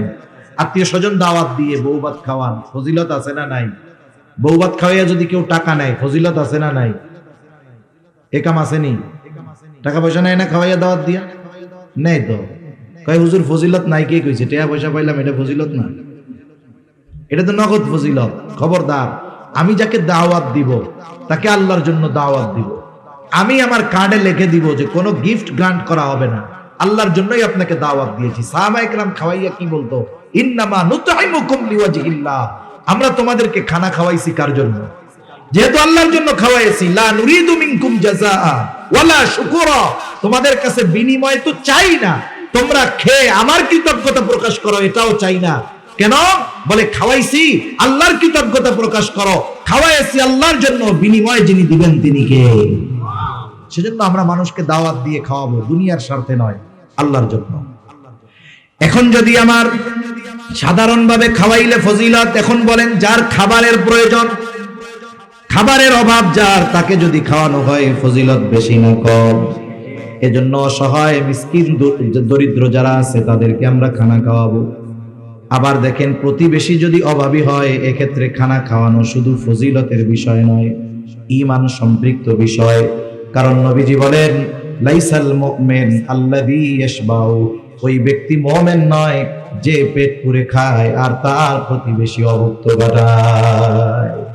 রোজার মাস আসতেছে, কতজনের সামনে 10 প্রকারের ইফতার থাকবে, 10 প্রকারের ইফতার। এরপরেও কবে হায় রে তরমুজটা থাকলে খুব ভালো হইতো। আছে না এরকম? আপনার সামনে 10টা আইটেম, 3 প্রকারের শরবত, এরপরেও আপনি আফসোস করতেছেন আর একটা থাকলে ভালো হইতো। অথচ দেখা যাবে আপনার পাশে আপনার প্রতিবেশী, সে পান্তা ভাতার শুটকি নিয়ে বসে আছে ইফতার করার জন্য। আছে না নাই? কেমন রোজাদার হইলেন আপনি? সেজন্য আপনি আপনার প্রতিবেশীর দিকে খেয়াল রাখবেন। আপনি 10 আইটেম থেকে 2 আইটেম কমায়া ওকে আপনি আপনার খাবারের সাথে ইনক্লুড করে নেন। একজন মানুষ, কত মানুষ রোজা রাখবে? রিকশা চালায় রোজা রাখতে হবে, দিন মজুরি করে রোজা রাখতে হবে। আমার আপনার আশেপাশে এরকম লোকের অভাব নাই, আপনি তাকে আপনার মেহমান বানিয়ে নেন। কতজন চিন্তা করতেছে, আরে এখন তো গরম যায় নাই, সারাদিন পরিশ্রম করে কেমনে রোজা রাখবো? 2 জন মানুষ বলেন আপনি আমার মেহমান, গোটা রোজার মাস আপনি আমার সাথে ইফতার করবেন, আমার সাথে সাহারি করবেন। আরে ভাই, আপনার রোজা কি হইলো না হইলো জানি না, ওই ব্যক্তি আপনার সাথে ইফতার করবেন। আপনি ইফতার করানোর কারণে, সাহারি খাওয়ানোর কারণে ওই ব্যক্তি রোজাদার, যেই পরিমাণ সওয়াব অর্জিত হবে রোজার মাধ্যমে, আল্লাহ অটোমেটিক আপনার আমলনামায় দিয়ে দিবে। সুবহানাল্লাহ। এজন্য আমরা প্রতিবেশীদের দিকে একটু নজর দিব, এই বিষয়টা খেয়াল রাখবো। যাদের অভাব আছে দিব। আমি একটু আইটেম কম খাইলাম, আল্লাহ তাআলা ত্যাগের মাস না, ত্যাগের মাস তো একটু ত্যাগ স্বীকার করবো, আল্লাহ বরকত দিবে ইনশাআল্লাহ। তাহলে কাজ জাহান্নামীরা বলবে, ওয়ালাম নাকুনু তুইমুল মিসকিন, আমরা মিসকিনদেরকে খানা খাওয়াইতাম না। 3 নাম্বার বলবে, ওয়া কুননা নাখুদু মা'আল খাইদিন, অনর্থক অহেতুক কথাবার্তায় যারা লিপ্ত থাকতো আমরাও তাদের সাথে গিয়ে বসতাম, টাইম কাটাইতাম। এই যে আমাদের দেশে অধিকাংশ সময় দেখি, যাদের টাইম আছে, সময় আছে, কেউ টেলিভিশন দেখে, কেউ চায়ের দোকানে আড্ডা দিয়ে সময়গুলো কাটিয়ে দেয়। এই সময়ের জন্য আফসোস পরে করবে, কারণ এই দুনিয়াতে জীবন্ত মানুষের বড় বড় নেয়ামত গুলার মধ্যে অন্যতম দামি এক সম্পদ হলো হায়াত। এই হায়াত যদি আমরা এভাবে নষ্ট করে দেই, মৃত্যুর পরে আফসোস করবে, হায়াতের জন্য কিন্তু কোনো কাজ হবে না। এজন্য অহেতুক মজলিস থেকে বাঁচবো। আশরাফ আলী থানভী রাহমাতুল্লাহি আলাইহি বলেন, 2 ধরনের মজলিস ছাড়া কোনো মজলিস নিরাপদ না। একটা হলো ওই মজলিস যেখানে জাগতিক কল্যাণ আছে, জাগতিক বৈধ কল্যাণ আছে, ওই মজলিস। যেমন অনেক সময় আমরা সামাজিকভাবে অনেক আলাপ আলোচনায় বসি, সমাজের এই উপকার, এই রাস্তাঘাট, এগুলো। আর দ্বিতীয় হলো ধর্মীয় দ্বীনি মজলিস, এই যে মসজিদগুলোর মধ্যে যে মজলিসগুলো হয়, এগুলো নিরাপদ মজলিস। এটা ছাড়া বাকি যত মজলিস আছে, ওই মজলিসগুলো ভালো দিয়ে শুরু হয়, মন্দ দিয়ে শেষ হয়। মনে করেন 5 জন এক জায়গায় বসছে, একজন আলেমের কথা বলতেছে যে ওই আলেম খুব ভালো মানুষ, বুজুর্গ মানুষ। এখন একজন ভালো মানুষ সবার কাছে ভালো না, দেখা যাবে ওই মজলিসে একজন তাকে পছন্দ করে না, বলবে হুজুর এত ভালো কইও না, ওনার ব্যাপারে আমি খুব ভালো মতো জানি। আর একজন খোঁচা দিবে, কি জানো একটু আমাকে কও না। এবার বলে ওই হুজুরের ওই দোষ। এখন বলেন তো, ওই দোষ যদি ওনার মধ্যে থাকে, আছে বাস্তবে, কিন্তু ওনার অনুপস্থিতিতে আলোচনা করলেন, কি হয়ে গেল? গীবত। আর যদি না থাকে, হিংসার কারণে যদি বানায়া বলেন, তাইলে হইল অপবাদ। কি হইল? অপবাদ। শুরু হয়েছিল কি দিয়ে? প্রশংসা দিয়ে। শেষ হয় কি দিয়ে? বলে অপবাদ দিয়ে। এজন্য জীবনের উসুল অনেক সময় আছে যে অনেক সময় অনুপস্থিত ব্যক্তির প্রশংসাও সব মজলিসে করতে হয় না, বুঝে শুনে করতে হয়। যদি তার প্রতি আমার মহাব্বত থাকে, আমি মানুষের সামনে বলার দরকার নাই, আমি তার জন্য আল্লাহর কাছে দোয়া করবো, আল্লাহ আমি ওই ভাইকে আল্লাহর জন্য, আপনার জন্য ভালোবাসি, আপনি তাকে কল্যাণ দান করেন, ঠিক কিনা বলেন? এই জন্য অহেতুক মজলিসগুলা থেকে বাঁচবো। বিশেষ করে রোজার দিন গ্রাম অঞ্চলে বেশি হয়। আমাদের মা বোনেরা সকালবেলা নাস্তার রান্না নাই, দুপুরবেলা নাস্তার রান্না নাই, এইবার সব ভাবিরা এক জায়গায় হয়ে গল্প শুরু করে, গল্প করতে করতে একটা গীবতের এক মজলিসে পরিণত হয়ে যায়। অথচ দেখা যাবে গীবতের ব্যাপারে তো হযরত আলোচনা করে গেছে। এই অহেতুক মজলিসগুলো না করে আমরা রোজার মাস, সারা বছর অনেক ব্যস্ততা থাকে, এখন একটু সময় আছে, কোরআনের মজলিসে একটু সময় দিই। আমরা একটু ইমাম সাহেবকে বলি যে আমাদেরকে সূরাগুলো মশক করানোর ব্যবস্থা করেন। সারা বছর কোরআন খতম দিতে পারি না, রোজার মাস সহি শুদ্ধভাবে 2টা খতম কোরআন তিলাওয়াত করি। সারা বছর ব্যস্ত থাকি, সময় নাই। কমপক্ষে আমলের সূরাগুলো, সূরা ইয়াসিন, ওয়াকিয়া, মুলক, কমপক্ষে এই 3টা সূরা আমরা মুখস্থ করে ফেলি। সেজন্য অনুরোধ, আমরা আমাদের হায়াতটাকে কাজে লাগাবো তো ইনশাআল্লাহ। দেখেন, যারা হায়াত গুনাহে অতিবাহিত করে, ওরা মরার পরে আফসোস করে। আল্লাহ তাআলা তাদের আফসোসের কথা বলেন। কি বলে তারা? ফায়াকুলা রাব্বি লাউলা আখারতানি ইলা আজালিন করিব ফাআসাদদাক ওয়া আকুম মিনাস সালিহিন। মরার পরে আফসোস করে, সময়ের দাম বুঝতে পারে। তখন বলে, রব লাউলা আখারতানি ইলা আজালিন করিব, আমাকে যদি সামান্য সময়ের জন্য অবকাশ দেওয়া হইতো, আবার একটু দুনিয়ায় যাওয়ার সুযোগ দেওয়া হইতো, টাকা পয়সা তো দিছিলেন, দান সাদকা করতাম, এমন নেক কাজ করতাম, সৎকর্মশীলদের অন্তর্ভুক্ত হয়ে যাইতাম। ওয়া আকুম মিনাস সালিহিন, একটু সময় দেন না, আবার একটু দুনিয়ায় যাই। বলেন তো, মৃত্যুর পরে ওই ব্যক্তি সময়ের মূল্য বুঝতে পারবে ঠিক, কিন্তু তাকে একটা মুহূর্ত সময় দেওয়া হবে নাকি? যেই জিনিসের জন্য মরা মানুষ আফসোস করতেছে, ওই জিনিস আমাদের কাছে এখন আছে। সেজন্য হায়াতকে আমরা ভালো কাজে ব্যয় করব তো ইনশাআল্লাহ। ওয়ায়াতুক মজলিস থেকে বাঁচবো। 4 নাম্বার, ওয়াকুন্না নুকাদ্দিবু বিয়াউমিদ্দিন, ওরা বলবে আমরা কিয়ামতের দিবসকে অস্বীকার করতাম। এটা 2 ভাবে হতে পারে। একটা হলো অস্বীকারই করে, অবিশ্বাস করে, ওইটা বেঈমান, অনন্তকাল জাহান্নামী। আরেকটা হলো অবিশ্বাস করে না, কিন্তু কোনো সেফ বেদ নেই, মানে গাফেল, টেনশন নাই, কোনো বিশ্বাস করে কিন্তু এই ব্যাপারে কোনো টেনশন নাই। এই বেটাও দীর্ঘকাল জাহান্নামের মধ্যে থাকবে। ওরা বলবে চলছে এভাবে দুনিয়া, হায়াত শেষ হয়ে গেল, হাত্তা আতানাল ইয়াকিন, দৃঢ় সত্যের আগমন ঘটল। দৃঢ় সত্য কি? ওই যে মৃত্যু, যেটার ব্যাপারে কারো ডাউট নাই, কোনো মতানৈক্য নাই, কোনো ইখতিলাফ নাই। সেই মৃত্যু চলে আসলো, মারা গেলাম, তাওবা করতে পারলাম না, ভালো কাজ করতে পারলাম না, এখন আমরা জাহান্নামের মধ্যে। আল্লাহ তাআলাও বলেন, এত কিছু জানিয়ে দিলাম সুস্পষ্ট ভাবে, এরপরেও যেহেতু তোমরা নিজেদেরকে পরিবর্তন করার চেষ্টা করো নাই, শুনে রাখো, ফামা তানফাউহুম শাফাআতুশ শাফিঈন, তোমাদের জন্য, তাদের জন্য কোন সুপারিশকারীর সুপারিশ গ্রহণ করা হবে না। সেজন্য সম্মানিত সুধী, জান্নাত জাহান্নাম বিষয়টা হলো, একটা মানুষ তো দুনিয়ায় থাকতেই অর্জন করে ফেলে। একজন কর্ম ভালো করে দুনিয়া থেকে জান্নাতের মালিক বনে যায়, আরেকজন মন্দ কাজ করে জান্নাতকে হারায়। এজন্য নবীজিও এক হাদিসের মধ্যে বলেন, আসলে চালাককে বলে যে অল্প দিনের হায়াত কাজে লাগিয়ে অনন্তকালের জান্নাতের মালিক হয়, আর বোকাকে বলে এই অল্প দিনের জিন্দেগি ভোগ করতে গিয়া জান্নাত হারায় জাহান্নামী হয়। ওই ব্যক্তি হলো সবচাইতে বোকা। এজন্য আমরা চালাক হব, অল্প হায়াত কাজে লাগিয়ে জান্নাতের মালিক হব, জাহান্নাম থেকে বাঁচবো। আল্লাহ সুবহানাহু ওয়া তাআলা আমাদের সবাইকে কথাগুলো বুঝবার, আমল